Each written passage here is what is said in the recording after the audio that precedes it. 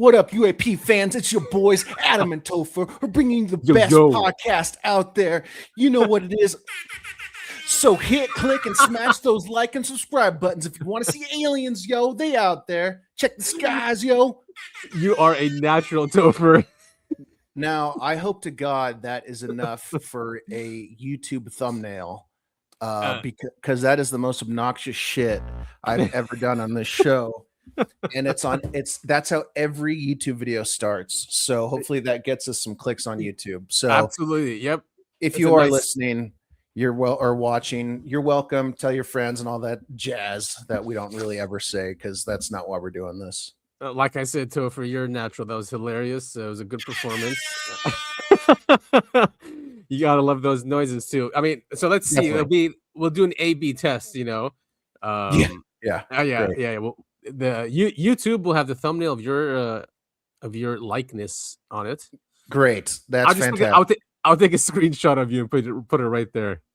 Yeah, and if you ever see YouTube thumbnails, which I know you do, it's always like it'll be the face, and then it's like it's like all big letters and capitals. Right. Yeah, we do something similar. Just faces, make it look super stupid. YouTube. Yeah, totally. Yeah, those are easy.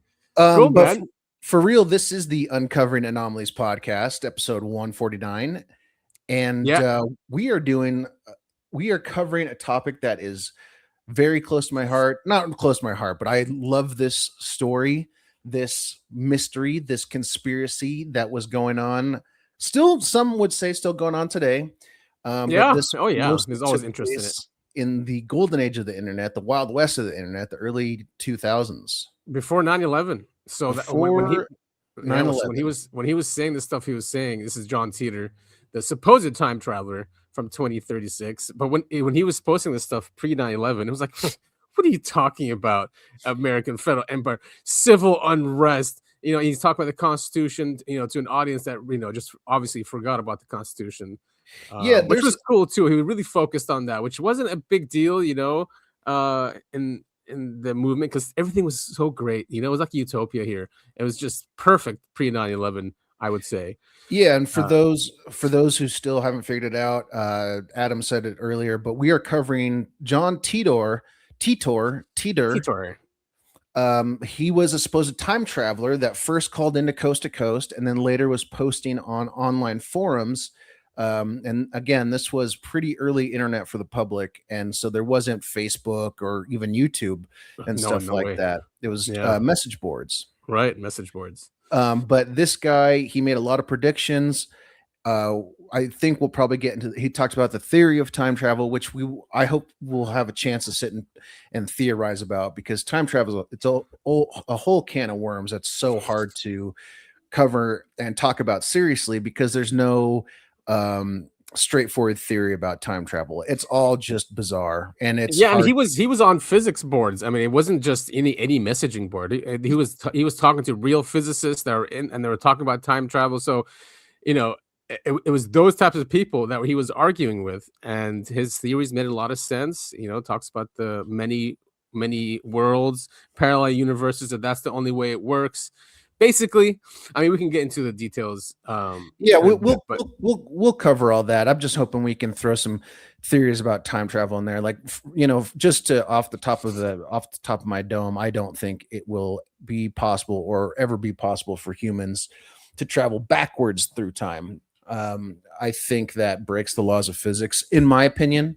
Of course, there are like I said, that's why the many world theories works, because that's the only way it could do it. That it's similar, not exactly it, and that's how you can get away with it. Apparently, we don't know. We'll go through all of that. That is I have a need to know, Adam. That's right. Topher. I don't have a nickname today because you all got that great introduction by me, so you're welcome for that. Thank you, Topher. Thank you for taking one for the team. We'll see how it plays out. Yeah, and I will watch the analytics, see if we get a drop off. I bet you people are gonna stay longer because you did that, but we'll get a bunch of comments about how does that one guy show his face for 30 seconds and then we don't see any more faces for the rest of the show. Camera malfunctions. Yeah, there it is. Camera malfunction. But yeah, like I said, we're talking about John Titor. I'm really excited about this. Let's Yeah, hop into it. yeah, we're gonna go into like a summary kind of, and it does bring in other things, and then we can go into the details. We can get into the posts that he did, and the lore and all that. So yeah, should be fun. Why don't you start and I'll read the quote? All right. On the 27th of January, 2001, this unusual message was posted on an online forum, Post to Post, which is a forum by Coast to Coast host Art Bell. Greetings! I am a time traveler from the year 2036. I am on my way home after getting an IBM 5100 computer system from the year 1975. Remember the IBM 5100? That's a major point in this story, folks. My time machine is a stationary mass temporal displacement unit manufactured by General Electric. Of course. The unit is powered by two top spin dual positive singularities that produce a standard offset Tipler sinusoid. I will be happy to post pictures of the unit. Yeah, and that's so cool too. The actual unit, and He did in fact yes, post he pictures. did. We'll cover all of this. We'll talk about the 5100 and everything else. Even the instruction manual as well. So the poster's name was John Titor, a man who described himself as an American soldier from the future. The reason for traveling back in time, he stated, was to retrieve an old computer which contained a component of vital importance to the future. This was a story which was maintained throughout further posts, which appeared in great number across numerous online forums. For many who have researched this enigma, the name John Titor has been an incessant source of fascination and obsession. Yes, as you can see with us. Yes, it is. This is in part due to the rich details his story provides about our future and the nature of the universe in which we all live. We can go down to who is John Titor. John Titor described how he was an American historian with a specialism in the 20th century. His academic funding had been provided by the Army, whilst he was enlisted. Sorry, let me try this again. His academic funding had been provided by the Army whilst he was as an enlisted soldier. Awkward sentence. By the year 2036, he claimed, time travel had been developed by the government and had been used for several years by the time of his expedition. Titor said that he had been chosen to be sent to the year 1975 with the mission of retrieving an IBM 5100. Yeah. A portable computer which contained an outdated piece of coding that was needed in the future. So brilliant, man. If they came up with this story, it's just yeah. I'm sure it's covered later on what the IBM 5100 does. If not, I'll make sure to drop the knowledge there. The Army had chosen Titor because of his historical knowledge and because his grandfather had been one of the people who had worked on the very computer needed. There it is. And there's a picture of the IBM 5100. Look at that thing, man. It's so cool. During the course of mission in 1975, Titor made an obscure promise to his grandfather that he would return to the year 2000. Whilst no details are given as to the nature of this promise, Titor maintained that it was for personal reasons. Oh, that's such a great reason. Yes. Yeah, don't bother. It's none of your business, man. It's for personal reasons, okay? Yeah. He had to go follow the band Sugar Ray. That part is true. You want me to go? Yeah, go ahead. Such was how it came to be that in the year 2000, John Titor shared his story on the internet. So how likely is it that a future society would desperately need access to outdated computer technology? Whoa, what's that noise? Whilst I think that was your mic. Oh, sorry. Whilst this part of the story may seem unusual, in 2002, NASA experienced a similar dilemma. To finish building their booster testing machines, they had to buy outdated medical equipment on eBay to scavenge their own obsolete Intel 8086 chips from the 1970s. In the case of the machine Titor was sent to retrieve, the IBM 5100, the time traveler described a special feature of the machine which had not been publicly announced. Bizarrely, some of these computers are said to hold a special code which stopped being used after the 1970s. In 2004, a few years after the Titor mystery, Bob Dubke, an engineer who helped design the IBM 5100, did indeed confirm that such a feature existed. Yeah, the feature they're talking about, it's a debugging tool that the IBM 5100 used for other 1970s computers. Right. The fact that IBM 5100 is portable also makes it a better candidate than its far larger cousins for this alleged one-man time travel expedition. As his motive for needing to travel back in time was somewhat logical, those communicating with Titor on forums at the time were drawn further into the story. The future, according to John Titor.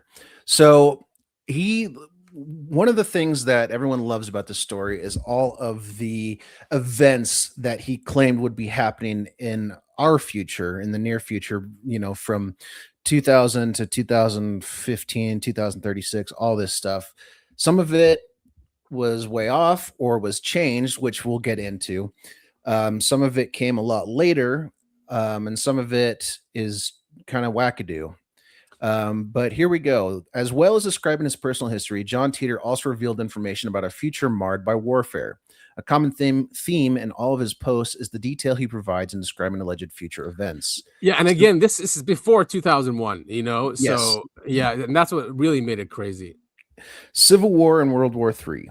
The year 2008 was a general date by which time everyone will realize the world they thought they were living in was over. The Well, Civil War. he's a little right there with the crash in 2008. But yeah, sorry, go ahead.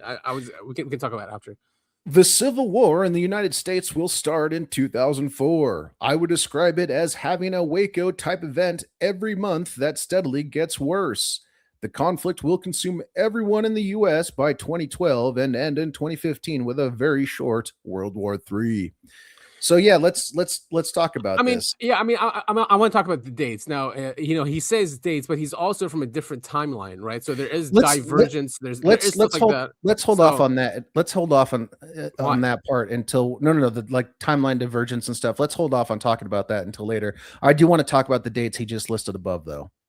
All right, so 2008, what happened there? I mean, I want to say like the dates they're not going to be accurate. There's so many things with the dates. Right, I know, but there's still some things in here that I think are juicy. 2008 was a general date, as you pointed out when I was reading that. That's when the economic collapse happened, the housing crisis was, right? Correct. Yep. And again, the world they thought they were living in was over. That happened for a lot of people. They thought they. Oh yeah. People are still suffering from that. Or the world is still suffering from that. That was not a joke. It was $15 trillion just erased, just like that. It's really been difficult financially since then. We just kicked the can down the road. Civil War is something that people have been half joking, half actually predicting in the United States for decades at this point. Every time we hear about, for instance, the thing that happened this past week was the shooting in Minnesota by an ICE officer, shot a protester and yada yada yada, and everyone always talks about Civil War. Wait, scroll up. I was still going through that. So I mean, that obviously we didn't have an official civil war in 2004, but there's arguments to be made that we're in the beginnings of a civil war, right? People have been talking about that, and describe it as a Waco type event every month.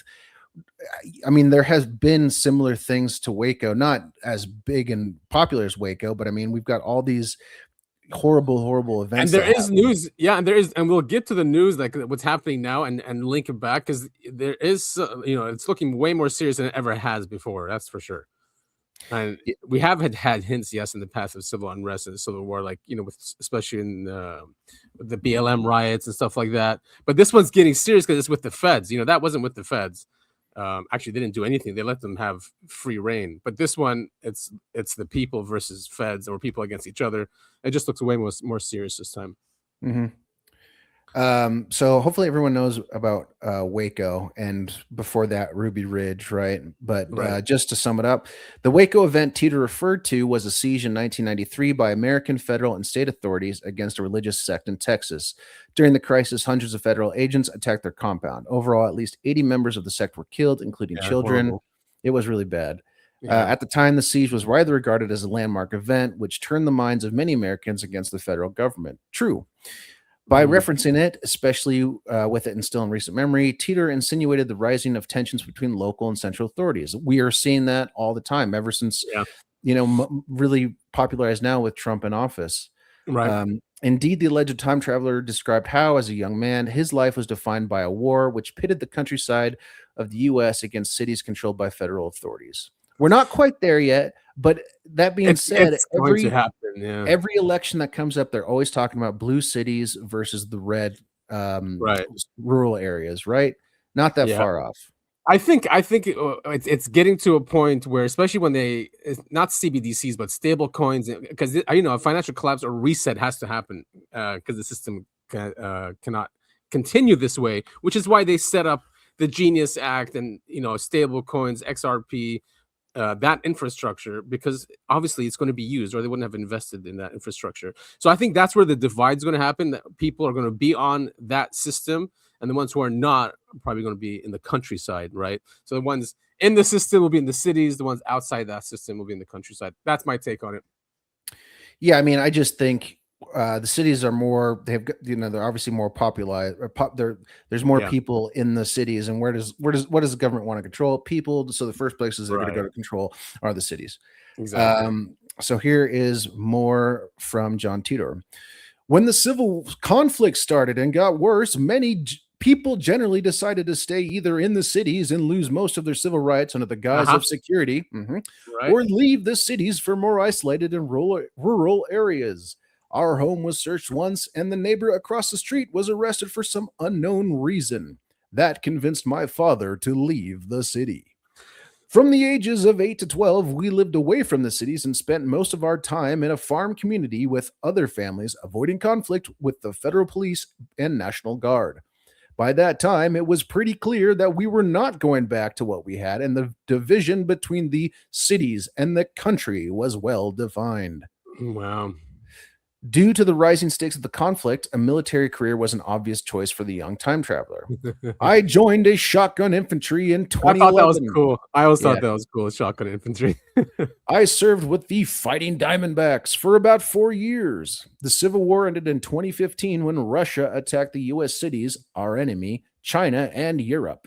Interesting. So Russia attacked also China. We know for sure Europe because they're saying that now. That last week he literally said that U.S. cities, I can see it. China, they're close. I forgot what the reason was for China. I remember now. I'm remembering it now. Anyway, yeah. The conflict then became nuclear, with America's enemies using nuclear weapons against many cities across the USA. Nuclear war is a very undesirable thing, but it is not the end of the world. There are areas and cities we can't enter, and the environment did suffer a great deal of damage, but we are recovering. Isn't Hiroshima a thriving city today?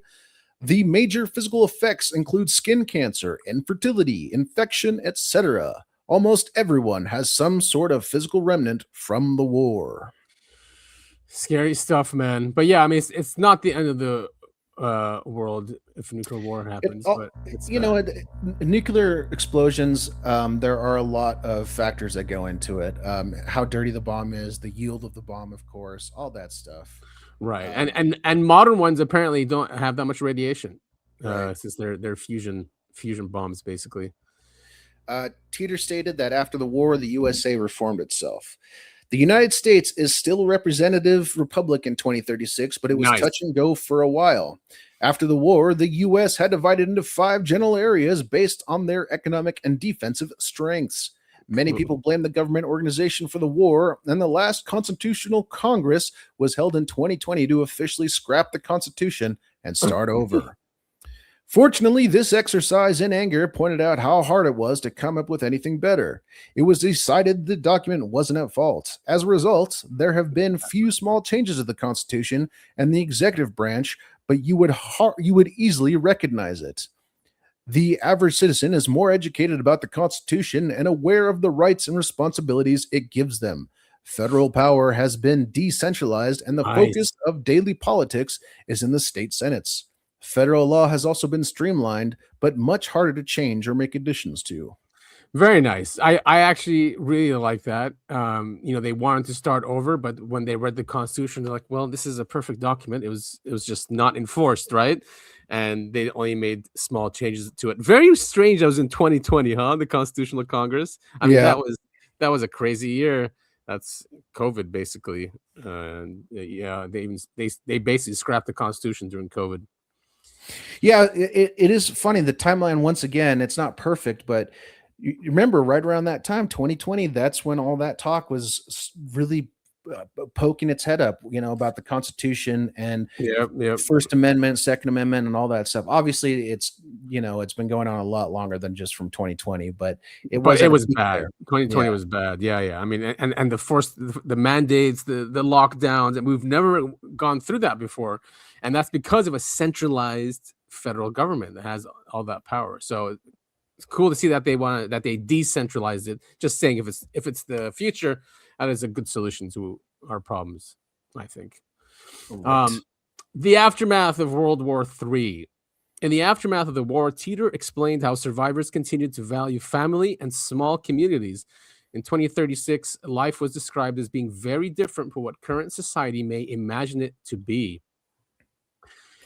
In in 2036, I live in Central Florida with my family, and I am currently stationed at an army base in Tampa. The people that survived grew closer together. Life is centered on the family and then the community. I cannot imagine living even a few hundred miles away from my Ah, parents. yeah. There is no large industrial complex creating masses of useless food and recreational items. Food and Wow. livestock is grown and sold locally. People spend much more time reading and talking together face to face. Damn. Religion is taken seriously and everyone can multiply and divide in their heads. Now imagine reading this in the early 2000s, right? There's no large industrial complex creating masses of useless food and recreational items. People are only recently have woken up to this fact, which is why we have RFK Jr. and the Maha movement. Mhm. And that whole thing. It took 25 years. So it's just stuff like that. You're like, how did he, like, even if you're a big picture person and you see patterns, and why was he even thinking about that if it wasn't really an issue back then?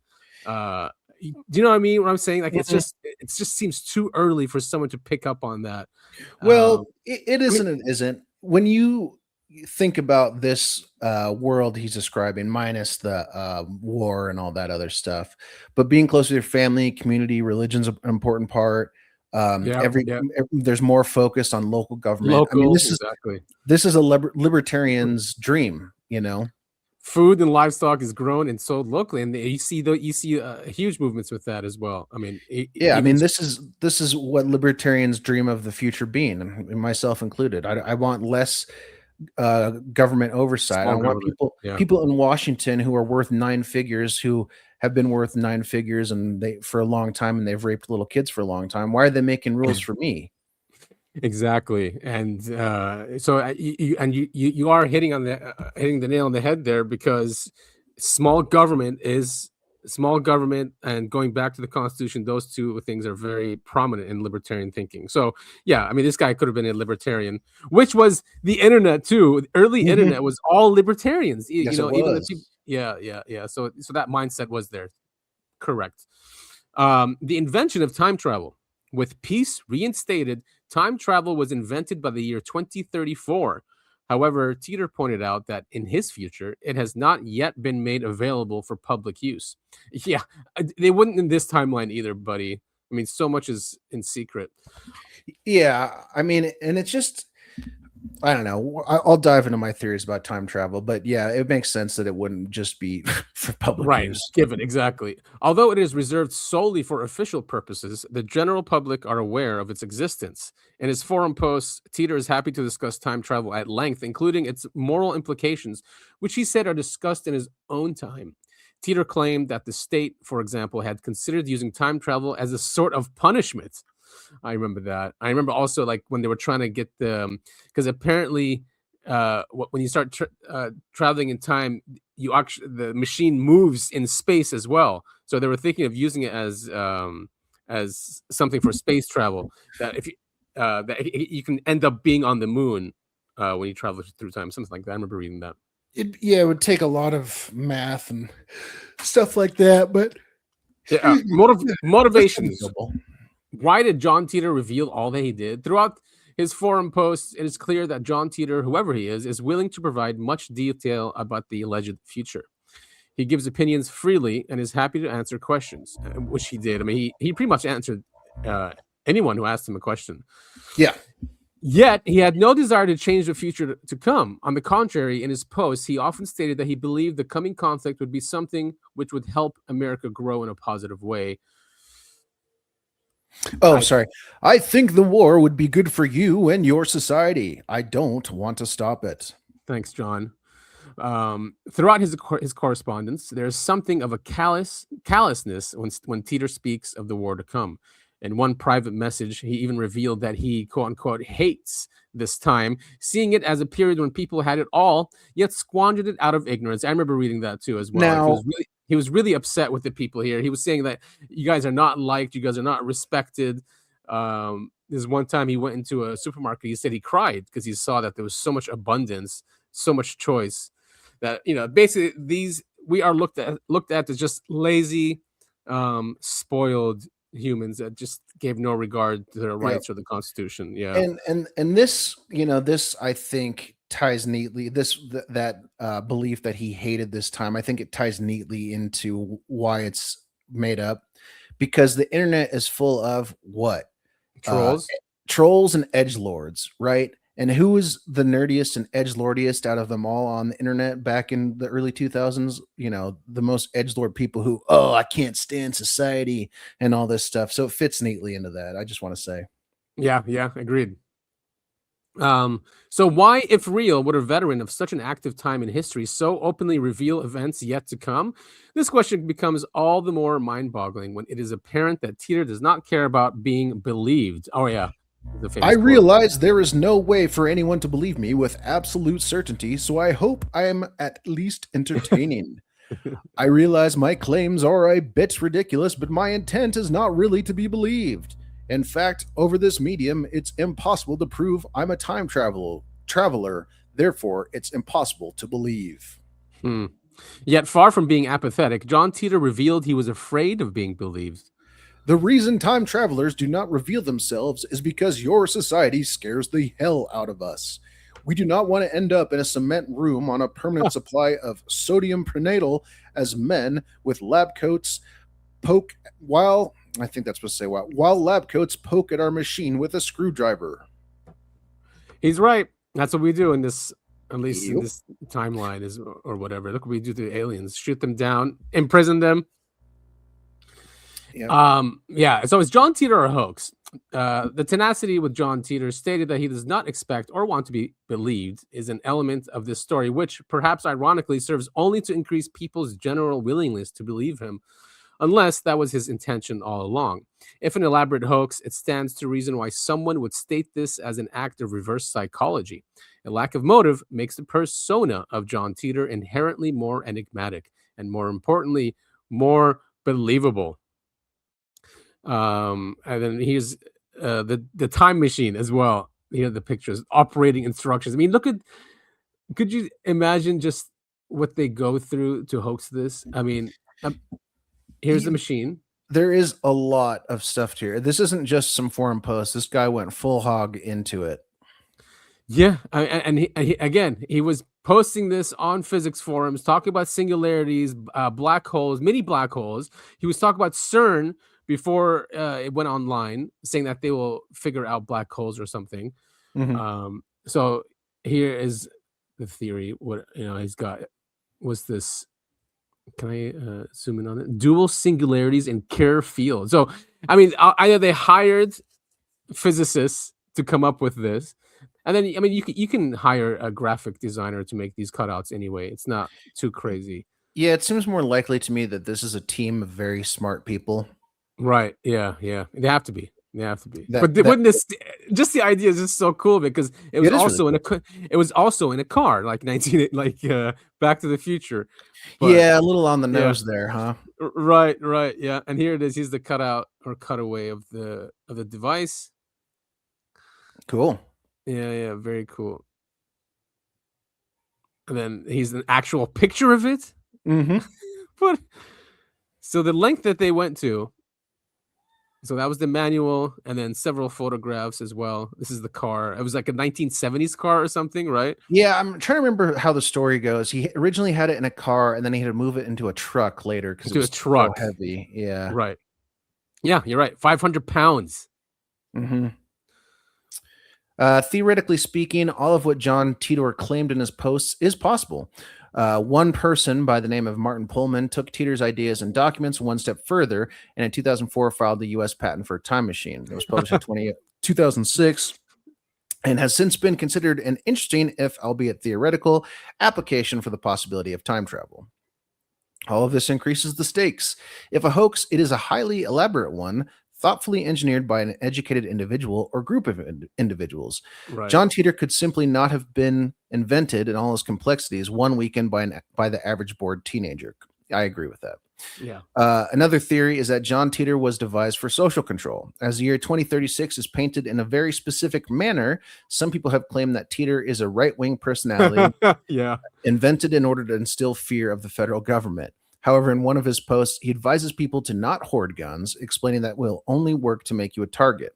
Since gun ownership is a maxim of the Republican right-wing party in America, it would almost amount to heresy to not include the necessity of personal gun ownership in a bleak pro-Republican future.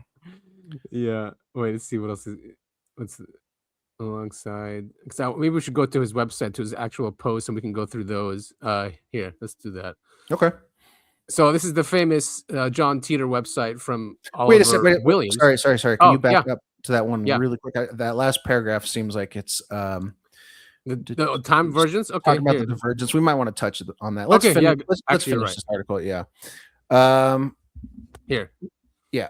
Alongside the perceived erosion of civil rights, the technological advancements championed by the cities are disenfranchising to many in the countryside. So this, we skipped a little bit, but it's talking about the difference between countries and cities again.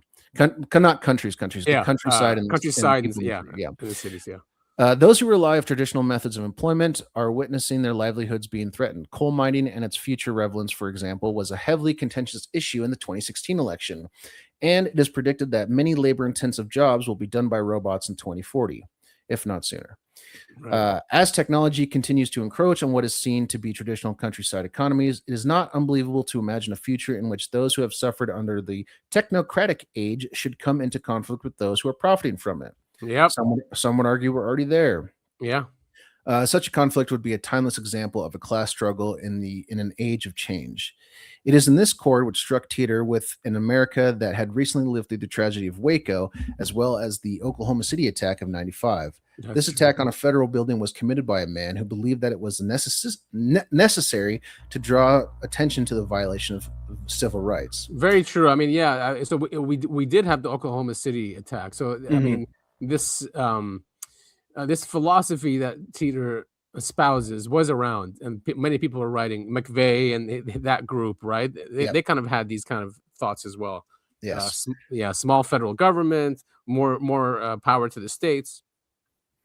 In many ways, John Titor was the perfect apocalyptic prophet for the year 2000. If anything, he was too perfect, and this observation is perhaps the most suspicious element of the John Titor case. Yeah. History very rarely reveals itself to be as predictable as the picture he painted. World War I, for example, defied the logical progression of a civilization which regarded itself as going through a golden age. However, the 2.5 divergency effect will always give John Titor a metaphorical get out of jail free card. That's so true, but it's the only way that it would. Yeah, because it's the only way it would work anyway. At least with his theory, yeah. So yeah, the whole thing with John Titor, basically, as he explained it or believed it, whatever, is that time goes on different lines, and when you change it, he's talking about different timelines, right? Yes, yeah, different time, multi universes, and basically, if you do travel in time the way they do it, you're in a different universe. So if you do change something in that timeline or risk changing it, and you go back to yours, your timeline doesn't change. Which is why he even talked about meeting himself and going on rides with himself a couple of times in his post. So but yeah, and that's what people use when they look at like, okay, Y2K wasn't a big deal. We didn't have a civil war in 2004 or whatever he said, 2012. Yes. It's because, according to this theory, he's on a different timeline. Right, exactly. And he must have changed something doing this. Of course, some changes are going to happen if people are going to read this and start thinking the way he wants about the Constitution, smaller government, local, God. It's going to affect people. or affect the Right. timeline. Yeah. Whilst this may be a fascinating, elaborate hoax, his story cannot be argued against completely. If all possibilities are happening concurrently across an infinite number of parallel universes, who is to say whether or not the future Teeter described isn't one of them? Whilst predictable, the elected time traveler does describe underlying problems which has led the United States to war once before. Hmm. But is a 2.5% divergence enough to make our future look very different from the one proposed by the mysterious John Titor? After all, our past is filled with small moments that become history defining. If something had changed in these moments, even ever so slightly, history could have ended up being different. Yeah. In 1914, for example, if Archduke Ferdinand's driver had taken but 2.5 seconds more to think about where he was going, would he have taken that wrong turn, which led straight to the front of the cafe where the Archduke's assassin just so happened to be? Yeah. That's really fun. Without that wrong turn, that small moment of chance, would Right. World War One ever had happened? Or would World War One merely have happened at a later date, driven by the same underlying problems but triggered by different circumstances? Thus, just because the future hasn't unraveled precisely as John Titor described it yet, doesn't mean it won't happen at all. And that is the part of the Yeah. reason why the mystery of John Titor will forevermore Exactly. remain that a He mystery. nailed it. He nailed it. Yeah, that's Yeah, that's exactly what it is. he put everything in place. He left breadcrumbs, so people can go like, "Man, this is so true," or "This is really happening." And he left enough doubt in there where it's like, well, if it didn't happen, it just means it's not a different timeline. He set it up really well. He did. He really did. This is the time traveling post that he did. So this is the site from 2003 by Oliver Williams. So that's why it's really shitty Mhm. and really Makes hard sense. to navigate. But it's good. He's still paying for it. It's still up. I mean, we can't really complain, can we? What's this news about time travel on this? Oh no! So what does it say? Under construction. Wait. All right. So it's not. Let's go to World Line 2036. Oh yeah, these are always good too. What are your memories of 2036? So yeah, let me know what you want to cover. If you want to do 2036, is Mad Cow, there's U.S. government, civil rights, the 5100 computer, Um, the time I'll, travel I'll one leave it to probably. you. We summed up most of it, but there's a bunch of stuff that article did not cover, including the breakout of mad cow disease, which did happen. A big thing of Yeah, his is he talks about how Y2K was really difficult in his timeline, and ours nothing really happened. But I just kind of learned recently, or I learned somewhat recently, that the reason Y2K didn't happen is because governments around the world spent like trillions of oh yeah, dollars. I was part of that actually. I was, I mean, yeah, not just governments, but corporations. It was a huge. I think it was made by the quote unquote consultants, to get funding for these projects because of Y2K. But yeah, there was a huge amount of money and effort put into changing all these systems. Yes. Even yeah, To even make just sure that nothing truly right. did bad happen. And now Yeah, is it 2038? When's everything supposed to collapse again? I think it is 2038. and that's a Unix thing, right? Yeah. Yeah, yeah. What is this? Why would I want to talk to you? Why don't you believe you have something interesting? Why don't you believe you have something interesting or worthwhile to say to someone in the future? Oh, let's talk about ice caps. No, the ice caps are not melting any faster than they are now. There's also far less smog and industrial waste in 2036. You asked about the North Polar ice pack. I never said the environment wasn't their problem. Doesn't water expand when it freezes? If the polar ice cap melted, wouldn't sea level go down? I don't know if there's enough ice for this to make a difference, and I'm not an expert on global warming. Yes, I realize people become hostile. I don't expect anyone to believe me. He says that a lot, and I have nothing to sell. I take no offense by it. Just out of curiosity, if you were a time traveler, what do you think it would take to get people to believe you? I suppose we could agree that no particular era in history is famous for its development of humanity, but just once, I would like to hear questions like, what is family life like in the future? How does society deal with poverty? Is AIDS, abortion, and drug use still a problem? So here you can tell he's annoyed by the people asking him questions, because I think a Yeah. lot of them are saying, "Who's going to win the World Series?" Because they want to bet, right, and make money. Yeah. Well, Yeah, so another thing that I think is interesting, like bringing up AIDS, I'm sure you remember, but everyone was terrified of AIDS back in this yeah, time. yeah, Now, AIDS obviously a horrible disease, but it's more or less managed with medications and treatment and stuff. And so it's not as big as a deal as it used to be. But one thing he does bring up, and everyone goes, well, if he was really a time traveler, why didn't he come back with Super Bowl scores and winning lottery Yeah, numbers? And I right. ask you, the listener, who won the Super Bowl 3 years ago? Really quick, off the top of your head, without doing any research. What are the Exactly. winning lottery numbers from last week? Do you know off Right. the top of your Yeah. head? No, of course Yeah. you don't. That'd be ridiculous. Now try and remember something that happened 20 years ago. Yeah. Yeah. Good I point. know the Broncos. I know the Denver Broncos win Super Bowl 50, but that's because they're my favorite team. Yeah. Yeah. So yeah, he says it here. Why don't I give you a stock tip? The money you make would dilute the intelligence and forethought that a smart person had in picking the stock all by themselves. If I told you how to get rich, I would be taking money from them and giving it to you. Total libertarian. I am Mhm. not aware of any physical change to my DNA or aura. I do, however, seem to be more susceptible to colds. Oh, that's interesting. Hmm. Yes, you will remember me if you want to. Word lines do not change that way, and I will only become an insignificant part of your history. No, he's definitely not insignificant. Right.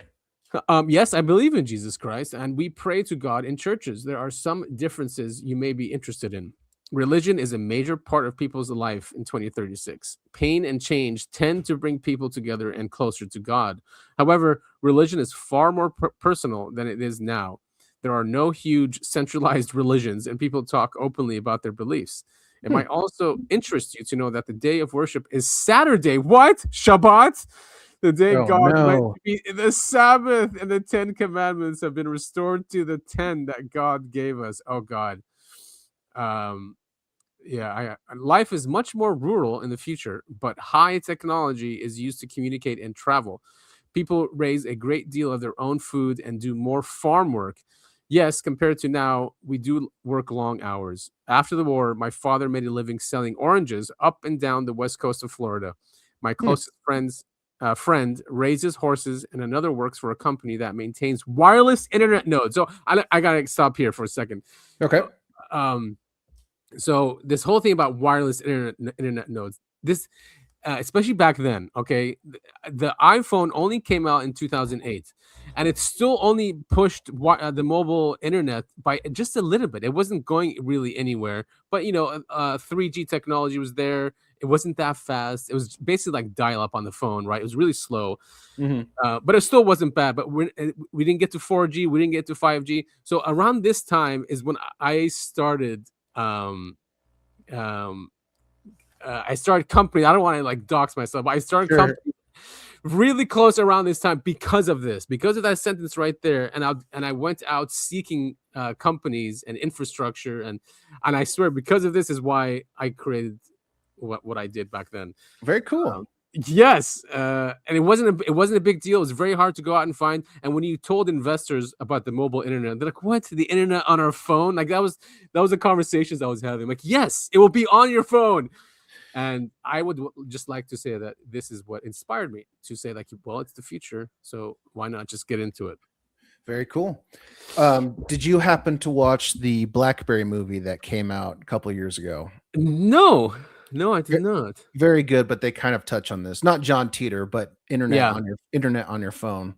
BlackBerry. It's a Because great if you company. remember, BlackBerry was a few years after this. I think it was like mid to late 2000s. I want to say, where Yeah, yeah. Blackberries were like, if you're a business person, you need a BlackBerry Oh because you yeah, have your I remember whole that. office in your hand. Yeah, and it's secure. No one can, like, and that's why governments didn't like Blackberries because they couldn't spy on people, and some countries actually blocked BlackBerry phones. Yeah, man, you really should watch the They're movie. cool. I think you get a kick out Oh, of it. cool. Yeah, There's yeah. a lot of good technology, mobile technology talk from back then.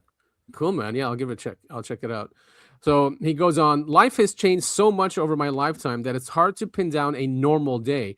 When I was 13, I was a soldier. As a teenager, I helped my dad haul cargo. I went to college when I was 31, and I was recruited to time travel shortly after that. Again, I suppose an average day in 2036 is like an average day on the farm. Yes, there's a post office. The internet is still alive and well in the future. People spend more time talking because life is more centered on the community. Hmm. I've noticed the same type of effect here when the power goes off. People tend to come out of their homes Yeah, and it's actually true. spend time with their neighbors. There's a lot more personal trust and less paranoia. When I'm with my parents, I live in a community made up of tree houses on a large river in Florida. The river Yeah, I mean, floods. Yeah. they're talking about war and all this other stuff. I mean, flooding is one of the things that comes along, especially if you live in Florida, right? So you want your Yeah. houses to be up in the air. I mean, that kind of makes sense to me. Yeah, you're right. Here goes. The river floods sometimes, and we have access to the Gulf. Most of our neighbors make a living off the sea or in moving cargo by boat. No new information there on UFOs and aliens. I find that an interesting subject myself. Mhm. Personally, I think UFOs might be time travelers with very sophisticated distortion units, but that might be a bit wacky. Yeah, because what you're saying is not wacky. But I mean, once again, here we go. He's talking about a belief in UFOs that they're future time travelers. That's a very common belief nowadays. Yes. A lot of people, even the big names at the top of the UFO researcher chain, seem to believe that kind of stuff. So I mean, Yeah. it's cool that he's bringing this stuff up 25 years before anyone else was talking about it. Yeah, and and when he first started posting, it's because he had interest in UFOs and he was listening to Coast AM, and that's when he started posting on. He sent him a fax. Actually, we have that fax that we can read. He sent Art Bell two faxes actually. Yes. That are still, but it's because his interest in UFOs, and of course, If I Art Bell held time traveling shows. if I remember Yeah. correctly, that was John Titor's first appearance in our reality was the faxes he sent into Art Bell. Yeah, so cool, huh? Of Mhm. course, they're faxes. Yeah, the early 2000s, baby, late 90s, early 2000s, the fax machine, such a stupid piece of equipment that we still are forced to use every once in a while. Yeah, he's some government. Yeah, I think the IRS still enforces it. So one of the biggest reasons why food production is localized is because the environment is affected with disease and radiation. We are making huge strides in getting it cleaned up. Water is produced on a community level, and we do eat meat that we raise ourselves. Yes, genetic engineering is used but it's like any other technology. It can be good and bad. One thing we did not do was create more hybrid seeds. What are people thinking? I'm a Christian agnostic. Did John mean Gnostic? I did not believe faith alone is enough to get us back to God. I'm not sure what happens when we die, but I'm pretty sure it's not a walk in the park. Oh, yeah, here's a space travel thing. Cool. My greatest joy is sailing. We are working on it. Space travel for fun. I enjoy swimming. No, it's not. It's, well, he went in so much detail. It's just look at this. The elderly are highly revered and looked after on a community level, which they should be, but we're Mhm. far away from that, right? Well, I'd love to know what I mean. Our elders now they get they get benefits, right? They We do, but a lot they're a of them are little put into like ostracized from homes. community, I guess. They're not, Yeah, right. I but mean, that's only in American culture, worldwide culture. There's a lot of different cultures around the world that were right. Yeah, I mean, we are talking about American culture. So I mean, yeah, so that that the community is taking after them instead of just putting them in a home. right. But But you're right. isn't That is a very American thing to do that. I'd argue that that's could be putting your folks in an old folks home could be interpreted as the community taking care of them, right? In a weird Well, it's roundabout. strangers. I mean, But I right. mean, Yeah. that's what is a You community? could, you could, but yes, you could see that as a community. Hats are more common in the future, and flashy colors are less common. That's Dress one is of much. that's one of the funnier things I've read is the thing about the hats. Yeah, that I remember that one. And I'd love if he went into detail about what kind of hats they wore. Yeah, dress is much more functional, and we dress up whenever we get a chance. I've noticed that no one in this time dresses for occasions, even when they have the clothes. Why do people wear shorts to church? Yeah, I mean, it's that actually we were talking about that during our long airport stay on the way down here. Is that people used to dress up to get on the airplane? It was an event. Oh yeah, very true. Yeah, you want it to look good. It's stuff like that. We do not spend nearly the amount of time on our hair as people do now. Women like to wear their hair longer, and men have it much shorter. Both Yeah. sexes, both sexes shave it all off when they're in active military service. Okay, there's nothing weird about that. Far less medical treatment in the future, even though it's more advanced. People die when they know it's time to die. No lasers, genetic medicine, and cloning organs are the obvious new techs in the future. The Constitution was changed after the war. we have 5 presidents that are voted in and out on different term periods. The vice president is the president of the Senate, and they are voted separately. Interesting. So Switzerland has a very similar system where a president only stays on for a year, and basically the political parties share power. So one party has a president for a year, and then after a year they switch out to another party. So the power is decentralized, and it's never in one area. Right. So kind of like what the United States says is where it's just one party that pretends to be two different parties. Yeah, exactly. And now, as we can see with Trump and what's happening with this administration, we're even centralizing more power to the executive branch. He can do whatever he wants. No one even says a word to him. Right. So we can see that why we would want to change that, because Yeah. it's pretty dangerous.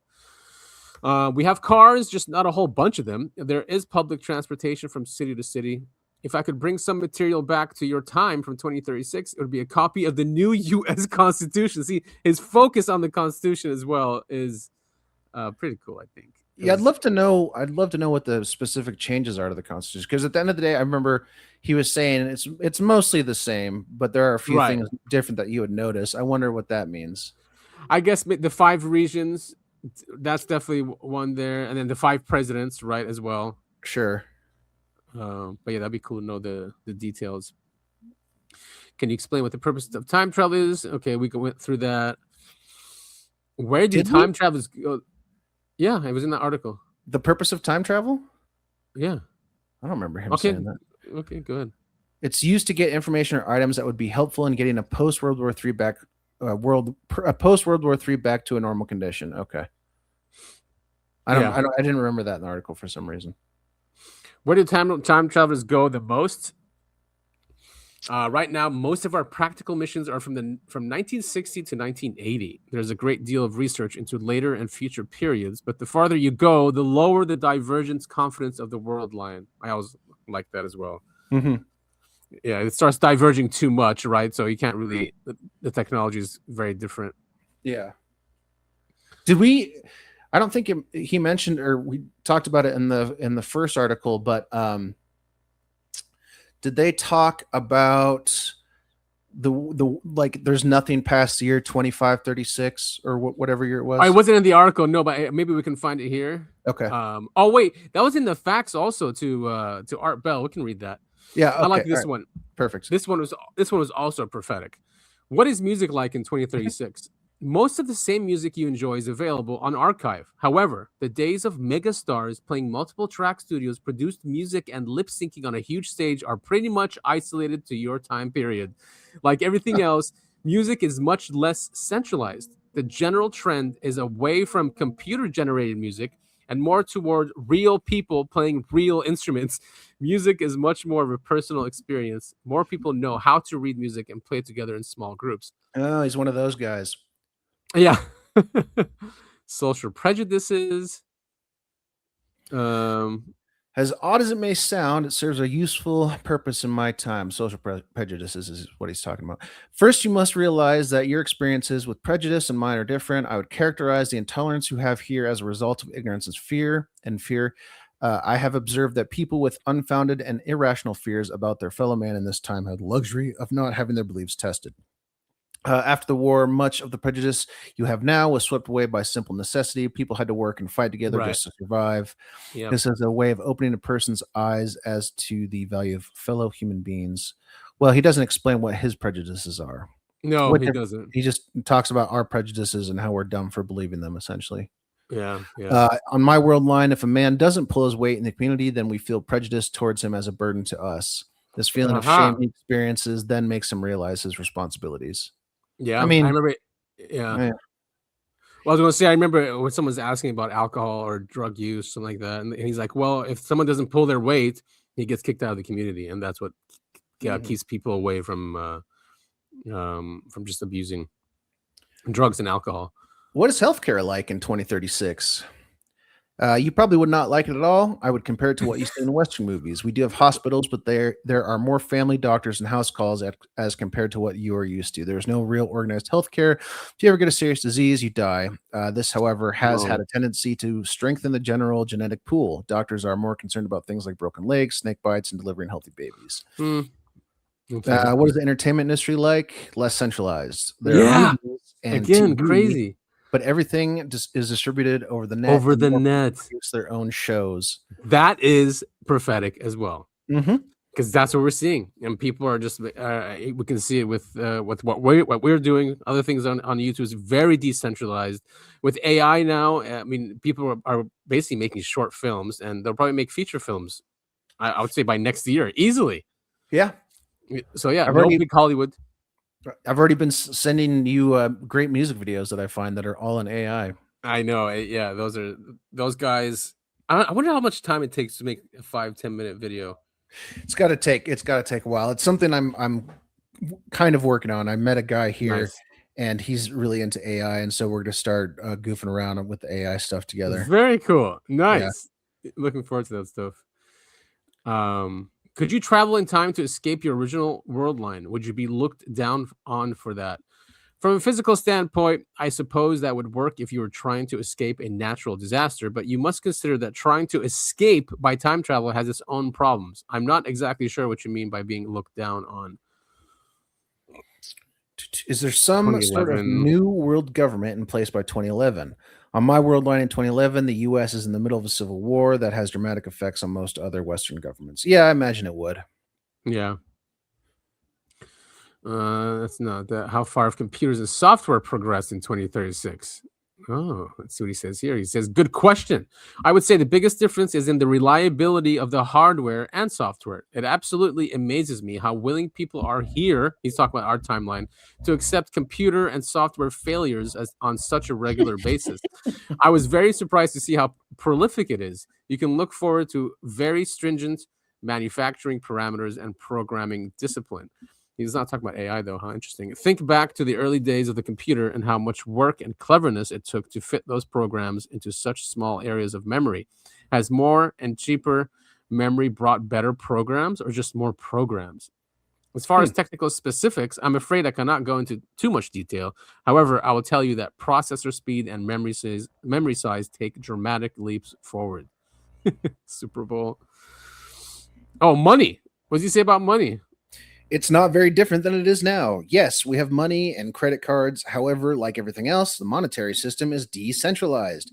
Banking is based mostly around the community structure. There are no multinational banking or computerized economic systems. There are also no income taxes. Let's go. And this would make sense because if we're heading into this totalitarian police state, AI surveillance with stable coins and social credit score, the only way to end that is a nuclear war. Mhm. Because the future we're headed is more centralization, more control, and they are very powerful. So this makes sense. If a post system after that would have to be decentralized, right? Yeah. If we don't want to have the same problems all over again. Are radio location systems still used on livestock? That's okay. Some of the larger farm communities use electronic markers and fences. I'm not a farmer, so I don't have very many details about that. GPS in 2036. He is excited. He goes, oh, yes. In fact, the unit I have with me works here. I'm not sure why that surprises me. There are also a great many communications and internet satellite systems. Hmm. So the GPS on his device from a different timeline works in this timeline. Interesting. What did we even have Yeah, we must have had GPS then. Whoops.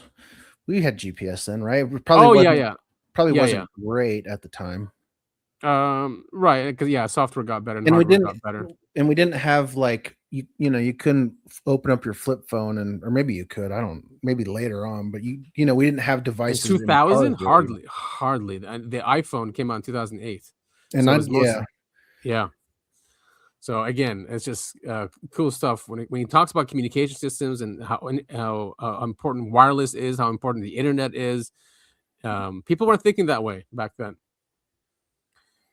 Do, Do you still have an American flag? Yes, we have the flag. There's a debate about changing it from 50 stars to 5 because of the 5. What do they call it? Is it states? regions. 5 regions? Yeah. Yeah. No new state names. No new major cities names. Still safe to fish? Yes, they can fish. Is there public transportation? You answered that earlier. Yes. Music and books. Do you enjoy? He likes piano classics and some older rock and roll. Oh Uh, yeah. but he doesn't play any instruments himself. Yeah, he's taking pictures and video. Very hard to find his favorite food. Yeah. It all scares the hell out of me. I found a couple of local farms where I'm reasonably sure the raw food is safe. My mother started a garden for me. Yeah, I don't know. Did we talk about that? Like he's been living with his mother in our No. timeline. Right. Yeah. No, we didn't get into that. It wasn't in the article. But yeah, he was living and himself as a young kid, right, was in the house. I think so. Yeah. Yeah. Medical advances, natural disasters. Hold on. Could you scroll up just a tiny bit? There you go. Is time travel discussed on in the web in 2036? Do you recognize any websites now? The time travel is a major point of social discussion. I'll have to check when I get back. Most of the larger servers that were in the major cities were lost or destroyed. I'll try to bring a copy back with me. Perhaps you can check that in your 2036. Ooh. Oh, 2012, of course, because everyone was talking about the end of our time because of the Mayan calendar. Yeah. In my 2012, I was 14-year-old, spending most of my time living, running, and hiding in the woods and rivers of Central Florida. The Civil War was in its 7th year, and the World War was 3 years away. Yes, there were unusual events in 2012, but they do not cause the world to end. Unfortunately, I've decided not to discuss events that you or I can do anything about. It is important that they be a surprise. Perhaps you are familiar with the story of the Red Sea and the Egyptians. I mean, he lays out a future though that's not going to be a surprise to us, which is strange. Mm-hmm. Yeah, it almost seems like there's multiple people pretending to be John Titor, and they're not cross-checking with each other about what they type out. Yeah. Who's that one guy? He said he thinks it was a group of people who were John Titor. There's a lot. I don't know if we'll get into it, but there's a lot of names that have come forward. There's a trio of 3 guys. Is it Bernard? Something Bernard. Yeah. Where they think, I can't remember if they claimed to be him or everyone thinks it's them because they're kind of bad about keeping secrets. They're listeners at home. We've touched the tip of the iceberg. There's a lot of stuff. Oh, it's hundreds of pages of posts. Yeah. And it continues into modern day to talk about Trump and stuff. There's a lot. If I think any of this is true, I believe the very first portion of it, the stuff that happened on Coast to Coast and Post to Post, I think would be the most true. I think the rest of it was added on by other groups of people, in my opinion. Civil War. Oh yeah, this is good too. He talks about what he remembers about 2036. But again, it's stuff we've talked about, right? No industrial complex. Yeah. Sewer, 2005. Time travel. Oh, were we just here? 5100 computer. And this is what really got people interested, right? It was a 5100 computer because only a few people knew that it had this code. Yeah, it was very weird. This is whoever wrote this is, if it is completely fabricated, the people who wrote this are very well educated and they know their stuff. Yeah, and it's crazy because the nuclear war, destroyed a lot of the infrastructure, right? And to bring back the systems back online, they needed this 5100 computer to bring them back online quicker. So, yep. Yeah. And he was related, and he said his grandfather was one of the engineers. Yes. Oh, are these the exact same ones? These websites are so bad, man. Well, they were written 20 years ago or created 20 years ago, so. Right, we can. Okay, so now, and then here's the book. If you want to get it, A Time Traveler's Tale, it's $250. Yes, I watched a YouTube about this earlier. It wasn't John Titor that published this; it was another guy. Yeah, and his lawyer. And the Bernards or whatever, they got sued, or they sued the guy who published this, and so they had to stop printing it, and that's why it's so hard to get your hands on it now. Right, it's out of print. Is it Alex Haber or whoever? Oh, whoa, Oh yeah, Haber. That was the name. Haber. Yeah, yeah, okay, yeah. He's the entertainment lawyer. Mm-hmm. So Yeah, this not Bernard. Haber was the one I was thinking of. Haber, okay. This is that fax that went to Art Bell, July 29, 1998. Oh, I wish you had a clip of Art reading it because he's got such a voice. Yeah, I tried to find it. I guess it's off. It was off YouTube or something. I bet. Yeah. Dear Art, I had to fax when I heard other time travelers calling in from any time past the year 2500 AD. Please let me explain. Time travel was invented in 2034. Offshoots of a certain successful fusion reactor research allowed scientists at CERN to produce the world's first contained singularity engine. The basic design involves rotating singularities inside a magnetic field.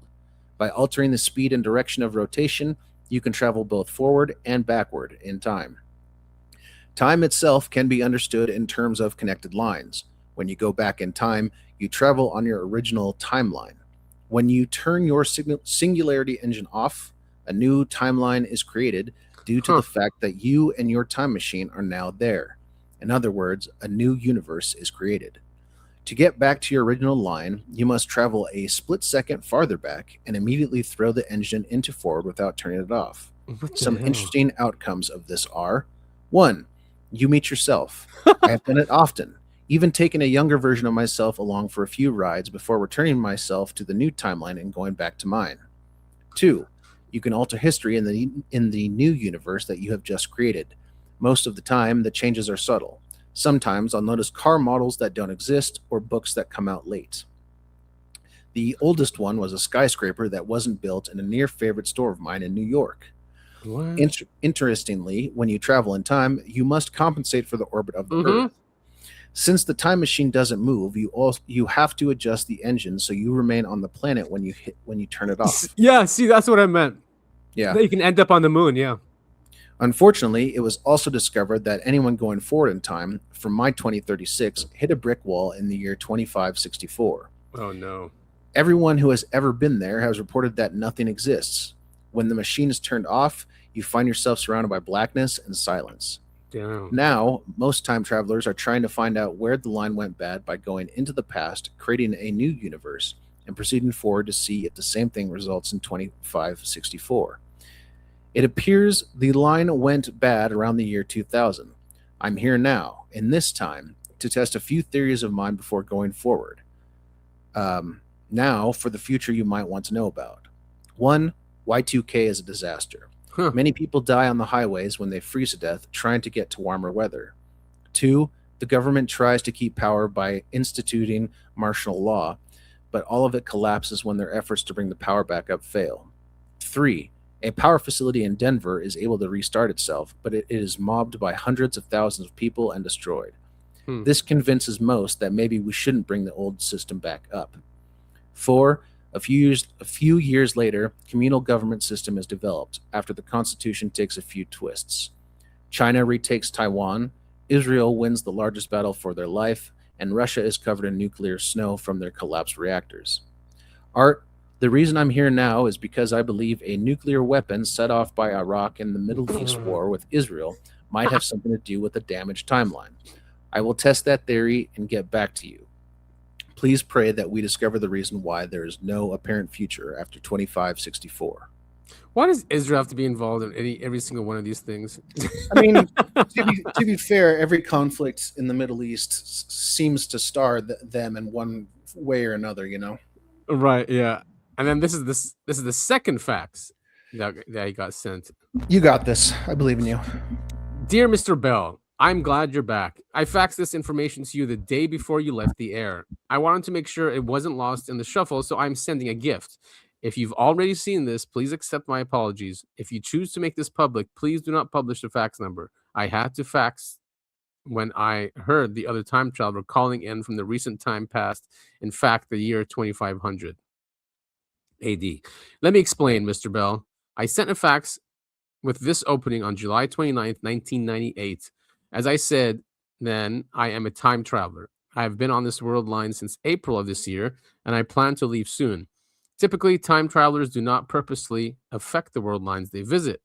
However, this mission is unusually long, and I've grown attached to some of the people I've met here.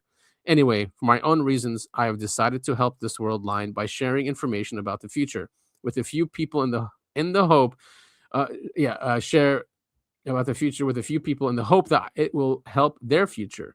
I'm contacting you for the same reason. Unfortunately, there is no historical reference to your program in my world line. I believe you can change your future by creating one now. Some of the information presented on your program may be invaluable to upline researchers. I suggest you isolate the programs that concentrate on military technology and new physics theories, transcribe these programs, and put them someplace safe away from the box. I recommend someplace in the Midwest. I also urge you to reconsider your paranoia to the Russians. They are not preparing for war with the average US citizen. They are preparing for war with the US government. They will eventually save this country and the lives of millions of Americans. I realize my claims are a bit difficult to accept, so I will send the following once I know you received this fax. A few pages from the operations manual of my time machine and a few colored photographs of my vehicle. If you wish to contact me, I will be happy to share with you the nature of time, the physics of time travel, and some of the events of your future. Please send a return package to. So crazy. That was in 98. Yeah, man. Very cool stuff. Very interesting, very fun case. I highly recommend everyone digs deep into this if you want to know more. There are Yeah. plenty of great YouTube channels that will do the full story and cover everything about John Titor that we, the public, have.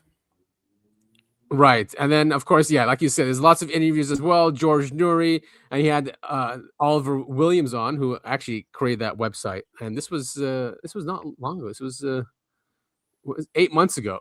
So Yeah, when I was looking for John Titor videos, I came across this. This is like one of the first things that pops up. right, When yes, you type it exactly. into YouTube, yeah. All right, so I mean, just to look at the news of what's happening these days, everyone's talking about Trump doing capturing Maduro, and he's talking about also Greenland. So these maps have been resurfacing of the United States, and of course, John Titor talks about the American Federal Empire, right? Which Mm-hmm. is our federal government being an empire. So these maps are after were made post World War II, and this is how they wanted to. This is proposed how to divide up the world. So North America, Mm-hmm. all of it, including Canada. It says United States of America, and this is United States of South America. Mm-hmm. We can see Greenland is also part of that here. Mm-hmm.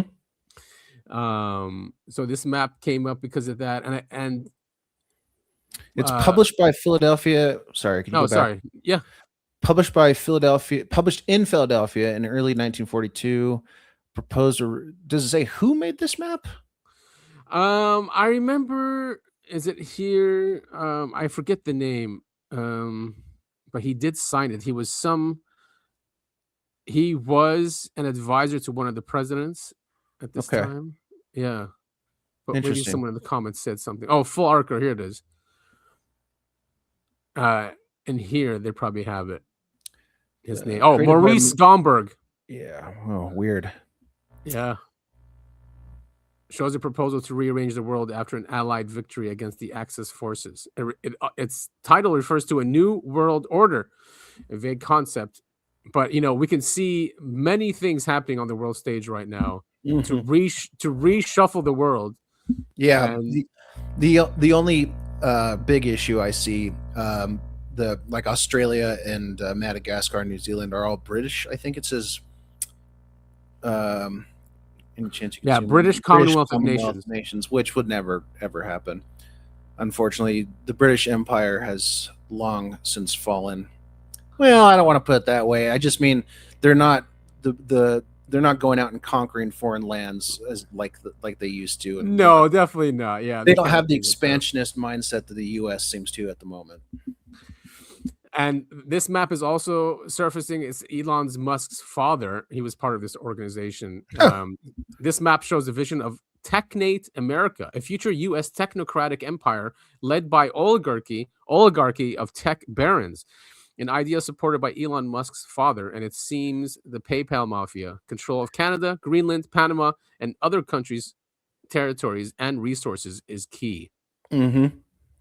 Yeah, I mean, and this is Look, Venezuela's part of that. Look, yeah. Of course, you think Musk is like influencing but this in a way? This is what we're talking about. Peter Thiel and all these guys, all these rich tech bros that seem to want to dominate the world. You know, this is what they want, and they're the and if they're in control of the media, if they're in control of technology, they're in control of medicine and all this stuff, then yes, they are the ones in control. They are an oligarchy. Yeah, they're definitely an oligarchy, and it's scary just to see what Trump is capable of and what our government's capable of. I think, we haven't really witnessed this in a long, long time. He's just saying, screw the Congress, screw the government. I mean, screw the Senate. I'm just going to go in. I'm going to kidnap this guy. I'm going to say it's about drugs, but it's not about drugs. I'm going to say it's about oil, but it's not about oil. Just to build the empire, man. Yes. So we should just get used to the fact that we are now an empire, just like what John Titor said in the year 2000, when people were like, what the hell are you talking about? Well, definitely after 9/11, it started to become apparent that we are an empire, right? But the government never came out overtly and said it. Overtly, now, sure. Yeah. Because I was going to say there was a bunch of South American coups in the 1970s, right? Right. Led by the CIA. So it's not like we were never doing this beforehand. It's just now it's overt and there's no hiddenness to it. We don't need the CIA to do it anymore because we have the executive branch doing it. Yeah. And this, just to add to that evidence as well, Putin came out this week and in a speech saying that it makes sense for the U.S. to annex Greenland. So there's an effort going. It's not stopping.